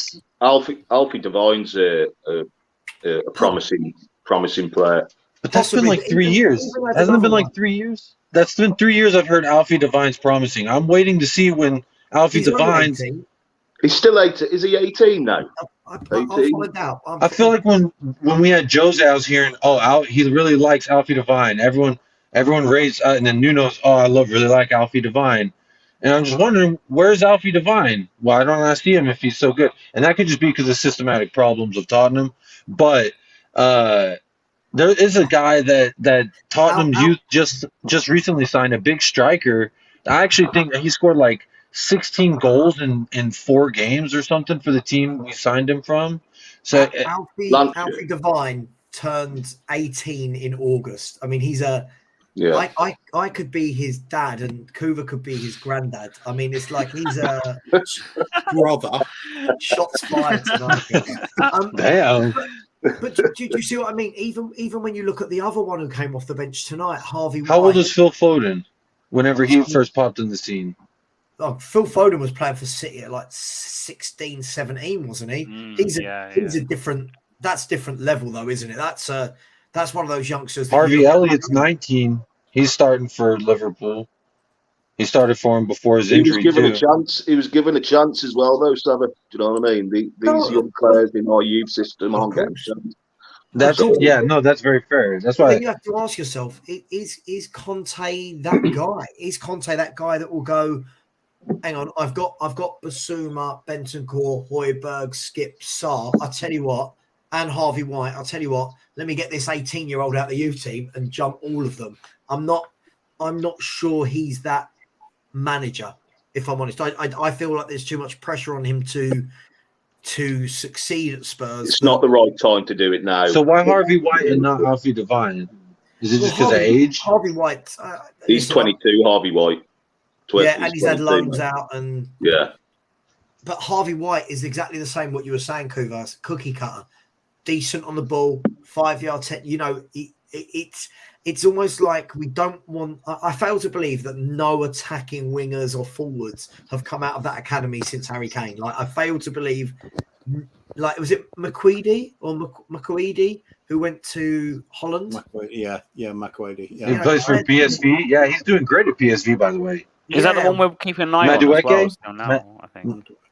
Spurs are keeping an eye on every player. Yeah. And I can prove it. Right? This is how you know. This is our new signings. Keeping an eye on, interested in having fresh. Really like. Danny put that in the group, one of the group chats. I seen that. That contacted one. That's just a bit of banter. That's just a lie. I did steal this. This was what tier was these? Danny Kiriakou. Contacted through intermediary. I like the scouting one though. We need a bit of scouting, to be honest with you. Spurs are scouting. Spurs are this. Spurs are that. But you know what I mean. Wouldn't it be lovely to see a young player come off our bench from the youth team that is a striker or a winger? You know, and you go and someone who gets the ball tries to beat a man, and you go, you know. That's what I think we used to produce at Tottenham when I was younger, right? I'm not saying everyone that came through was amazing, but I remember when I was growing up, even bringing through players like Darren Caskey, if everyone remembers Darren Caskey, I'm sure you do, Kuva, through the youth team. If you remember, Nick Barmby, Darren Caskey, bringing through some of these players that would come, even Andy Turner. Remember Andy Turner when he burst onto the scene, left winger? Sorry, guys, I've got a bit old there, but it's kind of, it feels like other. I don't know if I'm jealous because I'm seeing other rivals doing it, like Arsenal with, Saka. I'm not just thinking on the old names like Paul Moran. That's another one. Paul Moran, Jamie Slabber, Alton Thelwell. I remember him. Wing back, wasn't he? Was he a wing back or a full back? I was a centre half. Centre half. It was so bad. Every season of his career, he dropped a division. Oh wow! I just saw today. I didn't see this completely. I was watching the game with Graham, who sometimes streams with me, and he told me that. What's the big striker? He used to play in the Premier League for Sunderland and Palace. No. I know who you're talking about. Connor Wickham. Yeah. Connor Wickham has just been released by a team in the non-league, and he's got 9 goals in 20 games and just been released. You think 3-4 years ago he was up front for Palace? How do you? But look, Dele Alli's getting booed off the Besiktas. He's getting booed. Did you all see that? Did you all see that about Dele Alli?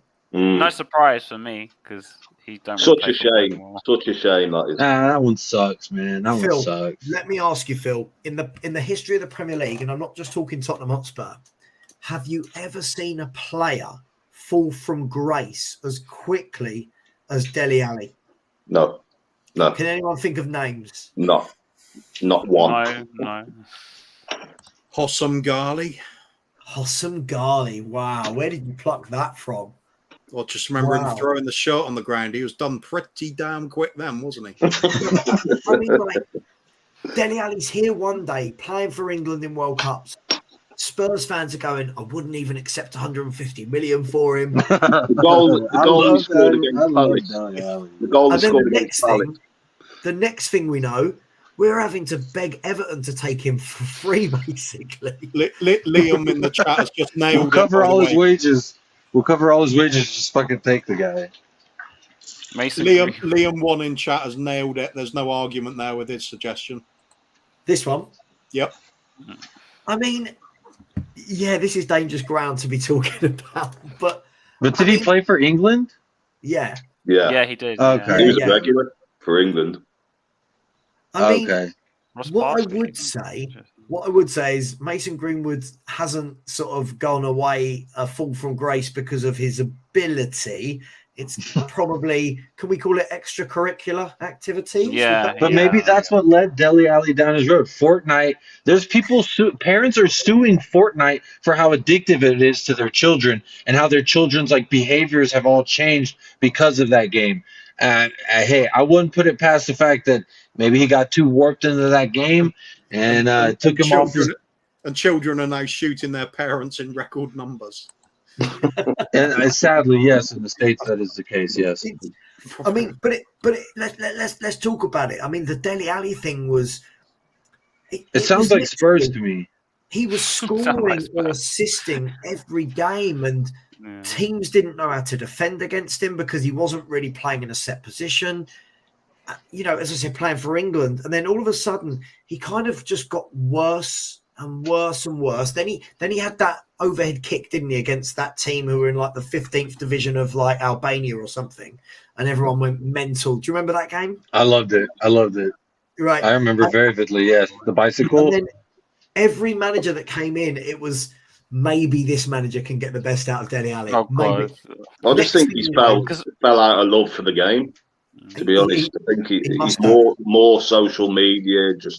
I just think he's fell out of love for the game. To be honest, the moment I realised it was like I was in central London and there was like a massive poster of him. You know, he's Boo-Hoo. Yeah, so I walked into the station and there was like a massive poster of Dele Alli with like Boo-Hoo Media or whatever, and I was like, that's when I knew he was finished. I was like, yeah. Oh, the Boo-Hoo Man, that clothing brand, yeah. Because he's sponsored by them or something. I can't remember. It's a lovely name and a lovely picture to go with it. So big up to yourself, sir. That picture's fantastic.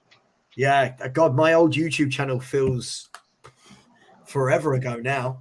But yeah, I mean, listen, the fact that they put on today, they showed that all the top signings under the new Everton owner. Is it the new owner? Is it Mansouri? Yeah. And they showed that they've spent something like since 2016, they've spent 770 million or something. And they put their biggest signings up there. It was like Sigurdsson at 45 million, or Wobie at like 38. And Dele Alli was in there at like 40, but with an asterisk next to his name, like depending on appearances. And I thought to myself, we're not going to see a penny, gents, are we? We're not going to see a penny from that Dele Alli deal, are we? So we literally had £100 million player, got nothing. Ericsson, the same thing. We let his contract run down and got like 11 million or something. We're good at that, aren't we? We're really good at doing these silly things. We've been a graveyard for players' careers for a long time. Sure. I was thinking of another one to add to the list as well that have just gone into obscurity really quickly. Fernando Torres. What a striker he was for so long, and then he just suddenly it's all gone. He at Liverpool was one of the best strikers in the world. Yeah. He went to Chelsea and looked, I don't know, just it was like they'd signed Dele's brother. Do you know what I mean? It was like just mad, absolutely mad. Guys, talking of Dele Alli, if you remember, didn't Dele Alli sign for Spurs at the same time as Eric Dyer? No, Ali was, I think, the January. It's the same year, but Ali was in the January of that season. I think it's 2015. I think January 2015. Correct if I'm wrong. The reason I bring that up is Eric Dyer was brought straight back into the team tonight after having his rest the other day. How do you think he played tonight? And should this guy? I'll ask the easy question: is there anyone in this panel that believes this guy should be being rewarded with a new contract? No. Simple answer, no. Sorry, which player again? Eric Dyer. Yeah, which player again? Jesus Christ. Jesus Christ. It is worrying though, isn't it, guys? This trend we seem to be in. I heard yesterday from someone as well that the club plan on sitting down in the summer with Ryan Sessegnon as well. Is it not only a worry that we seem to not be doing very well with the transfers, but on the back of that, we seem to be rewarding a lot of, would it be harsh to say failure on Sessegnon and Dyer's part? No, I prefer to use the word shit. Okay. We're rewarding shitness with new contracts. Is this a real worry? And would you suggest that this can only be coming from Levy? This can't be coming from Paratici and Conte, can it? Well, the club can give players new contracts without the manager's approval. They can sign players without the manager's approval. So it could easily be the case. Yeah, it just worries me, right? If I was the director of football or the manager, the first thing I'd be doing is going, sorry, why is this guy now part of my squad for another 5 years? Like, it's easy to see that things don't tie together, do they? We've got Conte on the one hand saying it's going to take several windows to build the squad get the foundations in place. On the other hand, who is going to leave the team if it's not the likes of Dyer and Davies and Hugo, who's getting on, and players like that? Are we going to be replacing Kane, Son, Kulusevski, Bentancur? It's not happening. Look at the weakest players in the squad. If we are building, they are the ones that have to go. So why is the new contract coming out? It's because it's all bullshit. We're not building anything. It's going to be the usual excuses. We tried to get Bastoni, he was too much. We tried to get Gvardiol, he was too much. We don't have any money left, and then batch of players re-signed. Then we'll announce that we've just built another extension to the cinema. Kuva, they're literally saying this though. How I don't understand. There's a part of me that's like, Levy has said it when they took over Tottenham that we're in this for the business and not the football. And now, 22 years later, we're hearing a coach in the prime of his coaching saying, "Oh, well, my target is not to win anything; it's to improve the squad." He didn't even say to improve the squad to get to a point where they can maybe win a championship. He just said to improve the squad, and top 4 was a miracle. I'm trying. Hopefully 5, maybe 6 or 7 is realistic, and it's just like. It's been 22 years since he said we're in this for the business and not the football, and I think that they've been true to their word. If for all the people who hate Daniel Levy, myself included, he's good at his job. He's spreadsheet FC. He makes money for the club, and he doesn't spend a fucking dollar if he doesn't have to. And as much as we all hate it because we're fans of the club and he's doing his job. And yes. Fire him because I want to see someone who doesn't give a shit about a spreadsheet, who just wants to see the team do well. And that's really all I care about in a chairman and a board and an owner. Yeah, with Dyer though, I think That's what we do.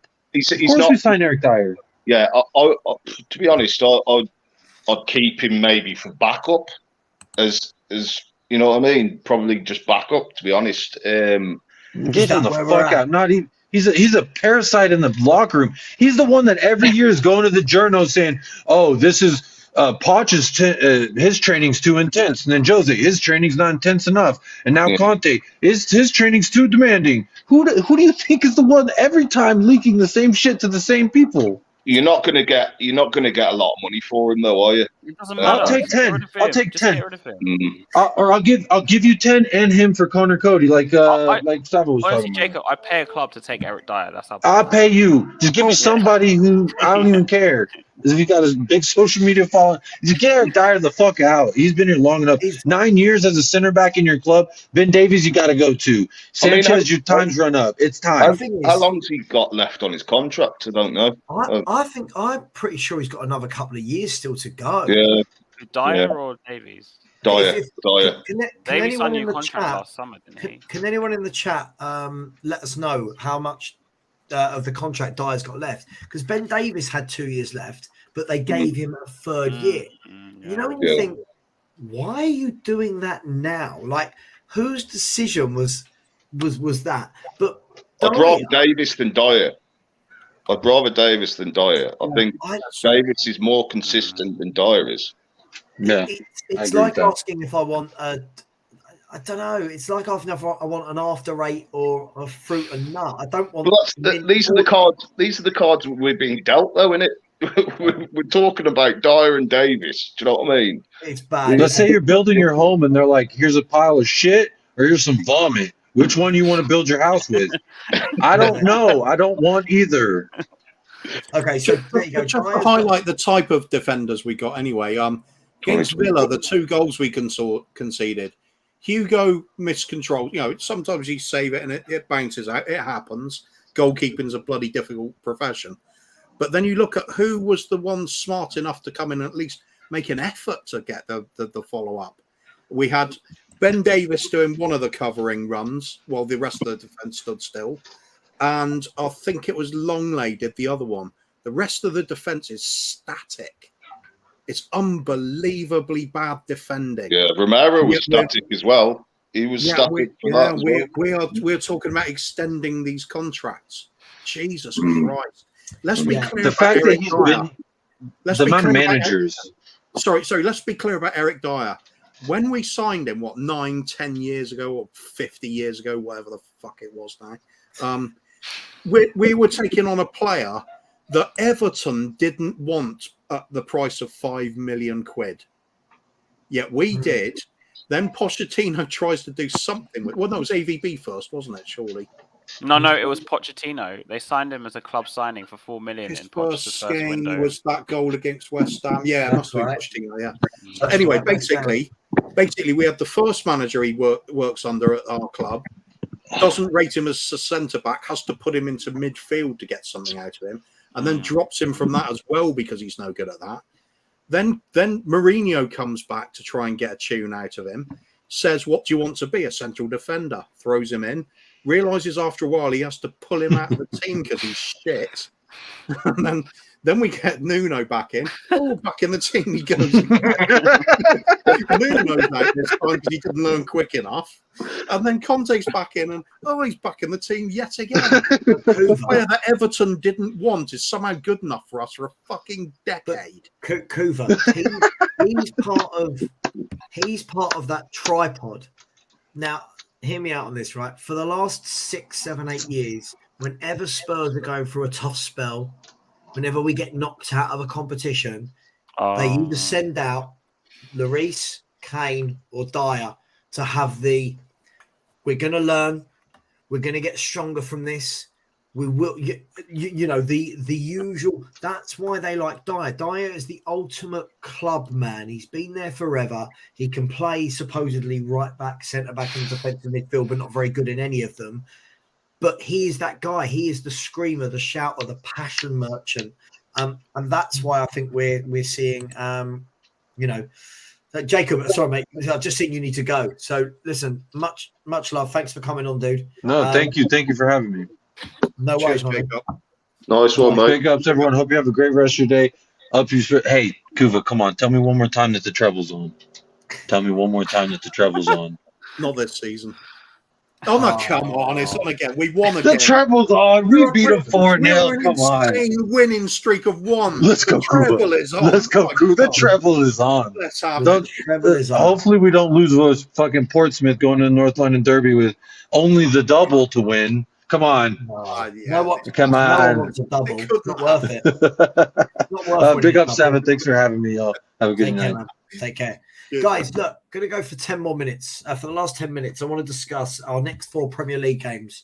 And I want to see where you're at in terms of predicting points, which is always a fun game to play. And then we'll see who's right.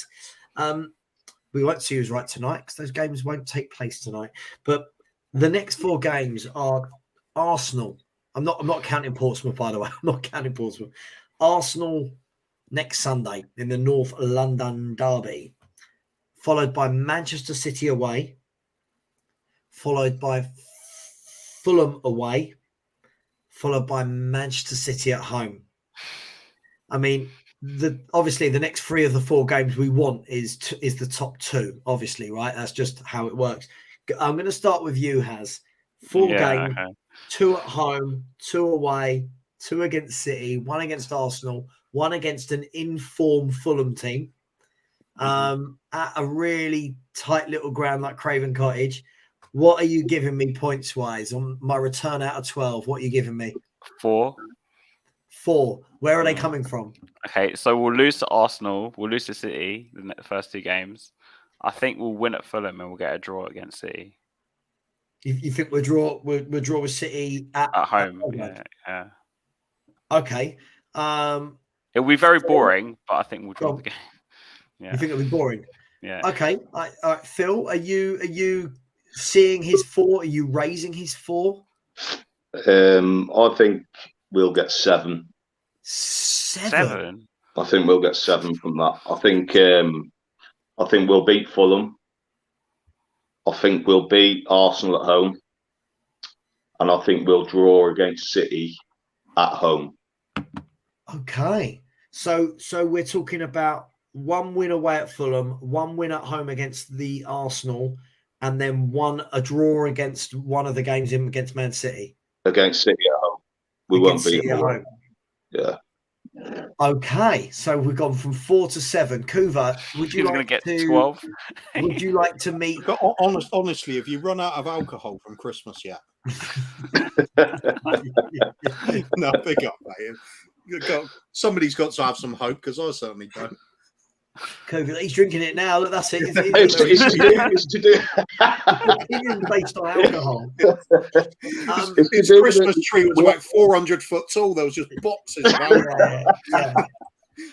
It's to do with it. We need to keep this momentum going, and tonight was a big step forward for me. And I think going into that North London derby, if we can win that, I think it'll put us in good stead.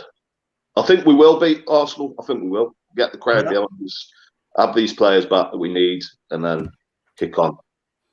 What I love about this, you've got to have fans like yourself, Phil, because I know me and Kuva will be very similar with these predictions. I like a 45 minutes against Palace, and we're now going to beat Arsenal. We're going to beat Fulham away, and we're going to draw with the best team in the country, arguably. I like. We are their bogey team, though, Savva. City. I don't think this version of Spurs is their bogey team. This is a Spurs. This is a Spurs that tonight went behind 10 games in a row. I think we need to remember that, and we nearly did tonight as well if it wasn't for Hugo. But then we've got. By the way, after that we've got Leicester away, so it's a tough 5 games. And then if that's not enough, we've got Milan away, West Ham, Chelsea, Wolves, and Milan again. So we've got Milan on Valentine's Day as well. It's just like, yeah. Oh, brilliant. I can't wait to tell my wife. You're not looking forward to any game, are you, Savva? Huh? You're not looking forward to any game. Listen, I just listen, I wish I had the optimism that other people do, but for me, that 45 doesn't. I'll get it, mate. I'll get it. It doesn't tell me enough. Listen, beat Arsenal, and then you got a bit of momentum going. Then you've won two London derbies. Then you can go into the Man City game with a bit of hope. For me, if you get stuffed at Arsenal, I can only see that being followed up by getting stuffed at City.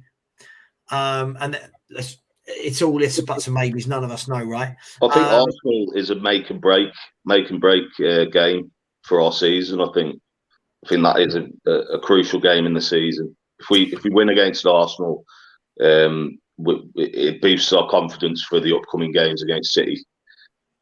It does, yeah. I mean, I'm just looking at who. So Man United. The thing is, as well, I was going to say it's important for us to keep close to Man United, who are in fourth. Man United's next league game, while we're playing on the Sunday against Arsenal, they've got their own little Mancunian derby at home to City, and then the week after that they're away at Arsenal. So this is a really big few games, because that could be the difference between them pulling away from us or us overtaking. But Kuva, come on, mate, give me some predictions from those 12 points available. What positive ones? It's like just how many points? North London derby. I think we're gonna lose. It won't be heavily though. I don't think we're getting spanked. I think we'll probably go 2-0 down, pull a goal back, but they'll see it out because we're not good. I think that it's some of the things that are going to change, where we're talking about we're jinx teams for other teams, or there's a run that can't be, that'll keep us in it. I think some of these records will fall. So I think nothing out of the North London derby. Man City, is it home or away? The first one, away. The first one's away. We'll get our trousers pulled down there and beaten like a cheap piece of meat at a dodgy butcher. I reckon if I was Erling Haaland, I'd be probably joining even Tony with having a 20 grand bet on myself to score a double hat trick on that one. Look, Eric Dyer's back in the team. Erling Haaland, what's he going to be? He's licking his lips now. Yeah, he's getting measured up for a pair of actual golden boots this season, just in the match against us. 21 goals this season. I think 21 goals so far. Yeah, 21, and that was the golden boot winner last season. Yeah, just 21. So this we're their bogey team. I think just about everybody in the world is Haaland's bogey team. He's going to smash loads of goals because we're shit at the back and he's bloody electric. It would have to go with the Irish logic thing, like nothing makes sense, therefore go for Spurs. That sometimes works. It's football after all, but am I going to predict that? No way. Would I put money on that? No chance. So I'm predicting an almighty spanking, absolute footballing lesson, and we're going to be ashamed of it. Yeah. Then on to Leicester, I believe. Fulham away. Yeah, Fulham away. We'll do well against them, perhaps winning it till a few minutes to play, a bit like earlier in the season. Then we'll concede a goal needlessly, like always. And they'll start lumping the ball in the box, and Mitrovic will get an equaliser or something this time because our defence is shit. I love how in detail this is for each game. I love it. This is great. Then when we got Leicester away, that's going to be a tough game. I think they play better than football than us still, even when they're languishing near down. You've missed City at home, which was the final game. Yeah. Leicester away. Okay, repeat the away game. But at home, so it's even more toxic. Are you going to give me? Are you going to give me like a points prediction? Yeah, I'm getting to it. Are you sure? So we got no points. Fulham then. Come on, 1 point, Kuva. We'll scrape it 2-2. Yeah, we'll scrape it. We'll have a point. Then no points against City. No points against Leicester. Hang on, Leicester weren't in my question. Oh, right, just they're not before. in there. So 1 point. So 1 from point. 12. Yeah. Yeah. Okay, do you think that's too much? I just listen. It's so dangerous with Spurs because the number of times down the years we've done this sort of thing, and we go into games against Man City or Arsenal, and we go, we're awful, we're going to lose, and then Spurs find a result. Now, I don't think that will happen, but I'm not saying it can't. I'm sitting on the fence. I would go along with. I'm going to go with Haz. I'm going to go with 4 points. I think we will beat Fulham and scrape a point in one of the other 3 games somewhere. I don't know which one. I'm not putting my money on it. But yeah, so we've got 7 points, 1 point, and 2 with 4 points. Fine, you got to have a prediction. Come on. We're grabbing a point out of the Gooners or one of the City games. Is that what you're saying? Yeah, that's what he's saying. Yeah. Come on, mate. Which is it? Bollocks on the table. Can't sit on the fence for the North London derby, Savva. Come on.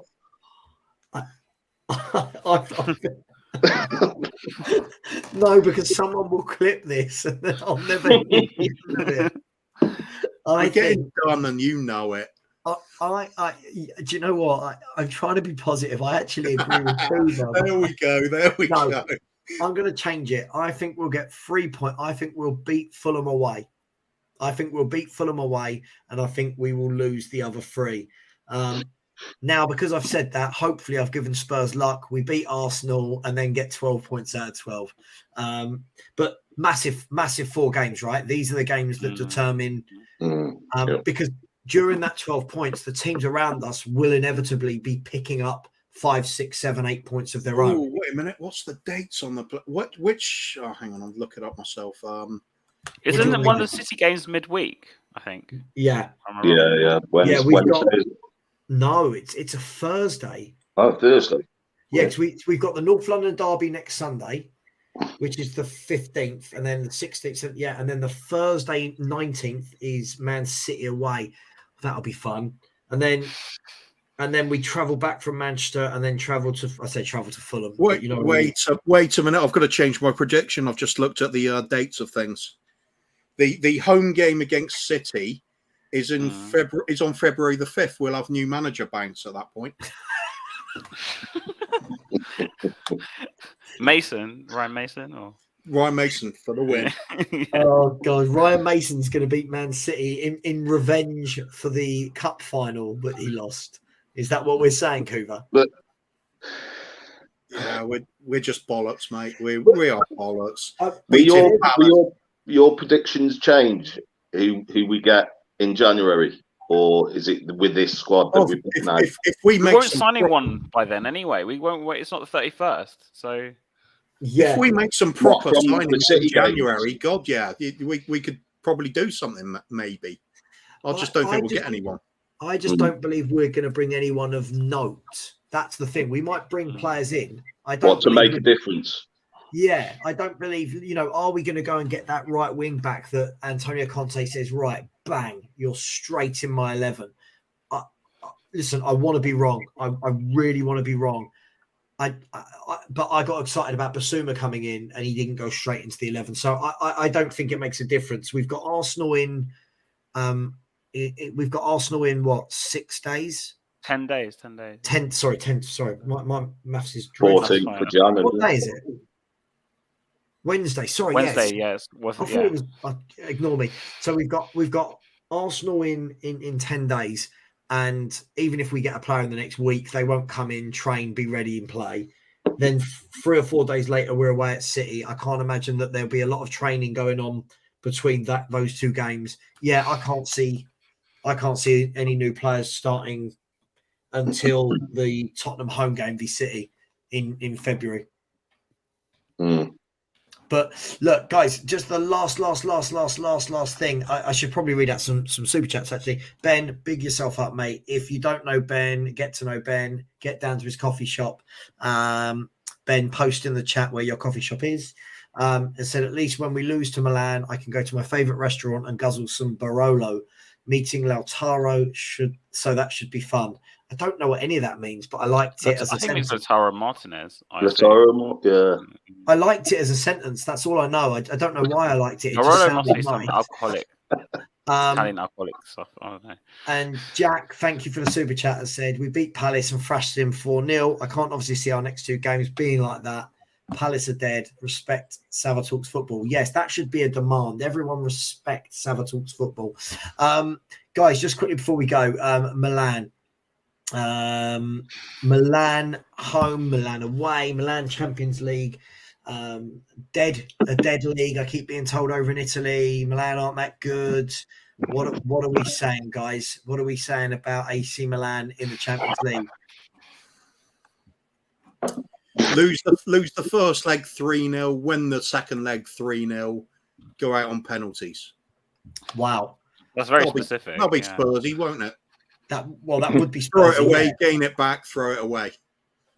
Tell you what scares the shit out of me though is the Rafael Leao and Hernandez on that left side against Doherty or Emerson. Right. That's what scares the shit out of me. But yeah, Leao, he scored again today. Leao. Yeah.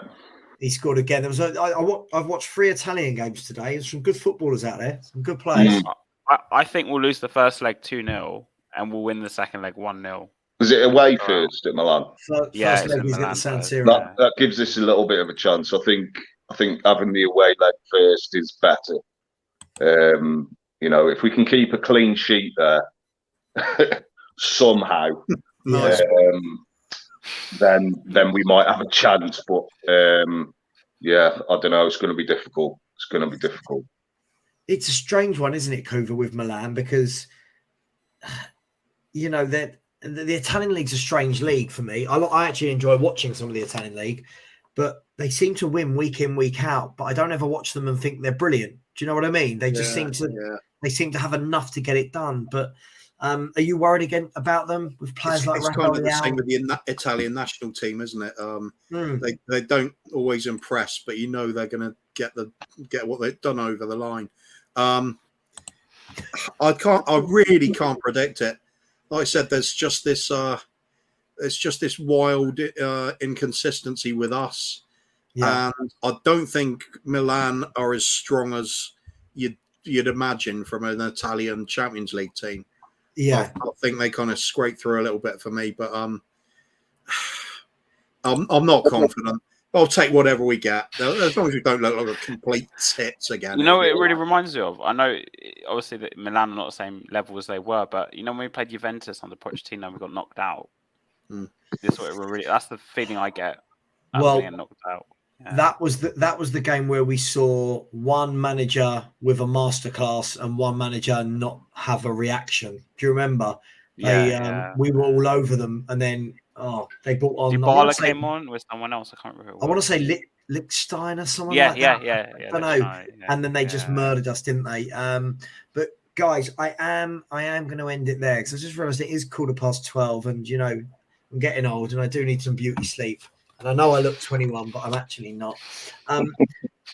First of all, thank you to everyone in the chat. I know there's probably many channels you could watch at any time in the Tottenham YouTube world. So thank you for choosing to spend any amount of your time with us tonight. Appreciated.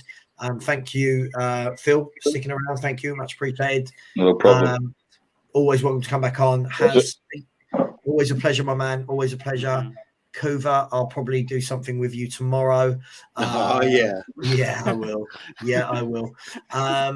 Everyone, all night I've been seeing in the chat something about going on about last word on Spurs and Enoch out. I don't know what that's about because I've been in here, but I'm sure I'll read all about it. Of course, yeah. So ultra Enoch in, aren't they?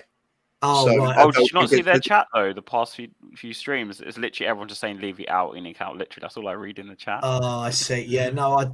Listen. Do you know what? For me, I don't think it's right. For me, listen, they've got their own channel. We can't. I'd really hate it if everyone was sent to me by a channel to put a message into my. Yeah, that's not right. Yeah. That's not the right thing. But listen, I think it's a bit of fun as a one-off. If you do it regularly, it's. Yeah, I don't think Ricky. You never see any of like the other YouTube channels doing it. It's like all I just saw was just people in the chat doing it. It wasn't anyone I recognised, to be honest with you. Yeah. From what I saw. Okay. Either way, yeah. I'll have. I'm sure somebody in the YouTube community will WhatsApp me what it was all about. But thank you very much to everyone. Everyone in the chat, thank you very much. A shameless plug. 2 shameless plugs. Thank you very much. I've had 184 subscribers in the last 4 days, so it's been it's gone mad. 2 shameless plugs. Sounds like who we're going to sign for the defence. Or the old porn DVD that I watched last night. Do you know what I mean? 2 points, 1 Spurs. Thank you very much. There's so many subscribers over the last few days. Look, we are hunting down the 3,000 mark. I said to myself, if I can get over 2,500 in a year, I'll be happy. I'm 4 months ahead of schedule. And if anyone would like to subscribe, please do.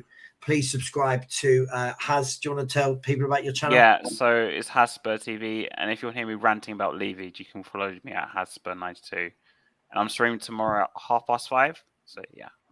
Fair enough. Perfect. Coover, we're going live at 5:30. No. Coover, let's do it. Let's warm up now. Please go and subscribe to Free Spurs Boys, where you can find Coover most times with Bobby K, Coover and the Kang. Subscribe to myself. Phil, you don't have a channel, do you? No, I'm on various. Well, you can see it's on Irish Hotspur mainly. Oh yeah, I have seen. Yeah, go and subscribe to those guys as well. Go and subscribe to David, Irish Hotspur, who's normally with me and Coover on a Sunday night. And I'm also going really at it on Twitter nowadays with much more aggressive Levy out stuff. So you'll find me on @Coover99 there. If you thought this was negative, you better strap in. I'm not allowed on. I'm not allowed on any social media. This is me. I'm on YouTube. I'm not on Instagram, Twitter, Facebook. I'm not on any of those things. I get carried away and I get myself in trouble. And I stay well clear of that, to be honest. Yeah, not doing all that. Honestly, the amount of arguments I got with people over like Emerson is still going on. It's just like that's what I love about Twitter, though. I can come in and have a good argument with somebody now. If I don't fancy, I'll just turn it off. It's like some person was like, "Oh, Emerson's a good right back. We've just been playing in the wrong position." And I'm like, "How's this argument still going on after like 1 year?" Well, do you know what? When I was on Twitter, I mean, I was in a lot darker place in my life, and everything was angry. And I'd go on there at like 9 in the morning, and before I knew it, if it was like a Saturday, I'd be like, "It's 4 p.m. and all I've done is argue with people I don't know their name, I haven't seen their picture, and they're just winding me up." And at what point did I not go? And it was actually, I don't know if you guys know Jordan Ianson. I think Jordan's been in the channel a few times. He actually pulled me to one side. We worked together, and he was like, "You've got to come off there for good. It's not. You just stop doing it." And I kept coming off and going back, and then about a year and a half ago, I just went, "That's me." But still, to this day, guys, I get sent messages going, "Oh, look at this person talking about you on Twitter," or "This person thinks you've got a fake account on Twitter," and it's like, Jesus, was my legacy's better on Twitter than most Spurs managers at Spurs. It's unbelievable. Anyway, we digest. No, we don't. That's how you know it's time to go. We digress. Thank you very much, everyone. It's been a pleasure. Coover, I'm going to go live tomorrow lunchtime if you want to join me, as always. Much love. Take care. Anyone want to see us out with a usual Enoch out? Yeah, Levy out. Enoch out. Yeah, Levy and Enoch out. Yeah, why not? Levy and Enoch out. Good night, everyone.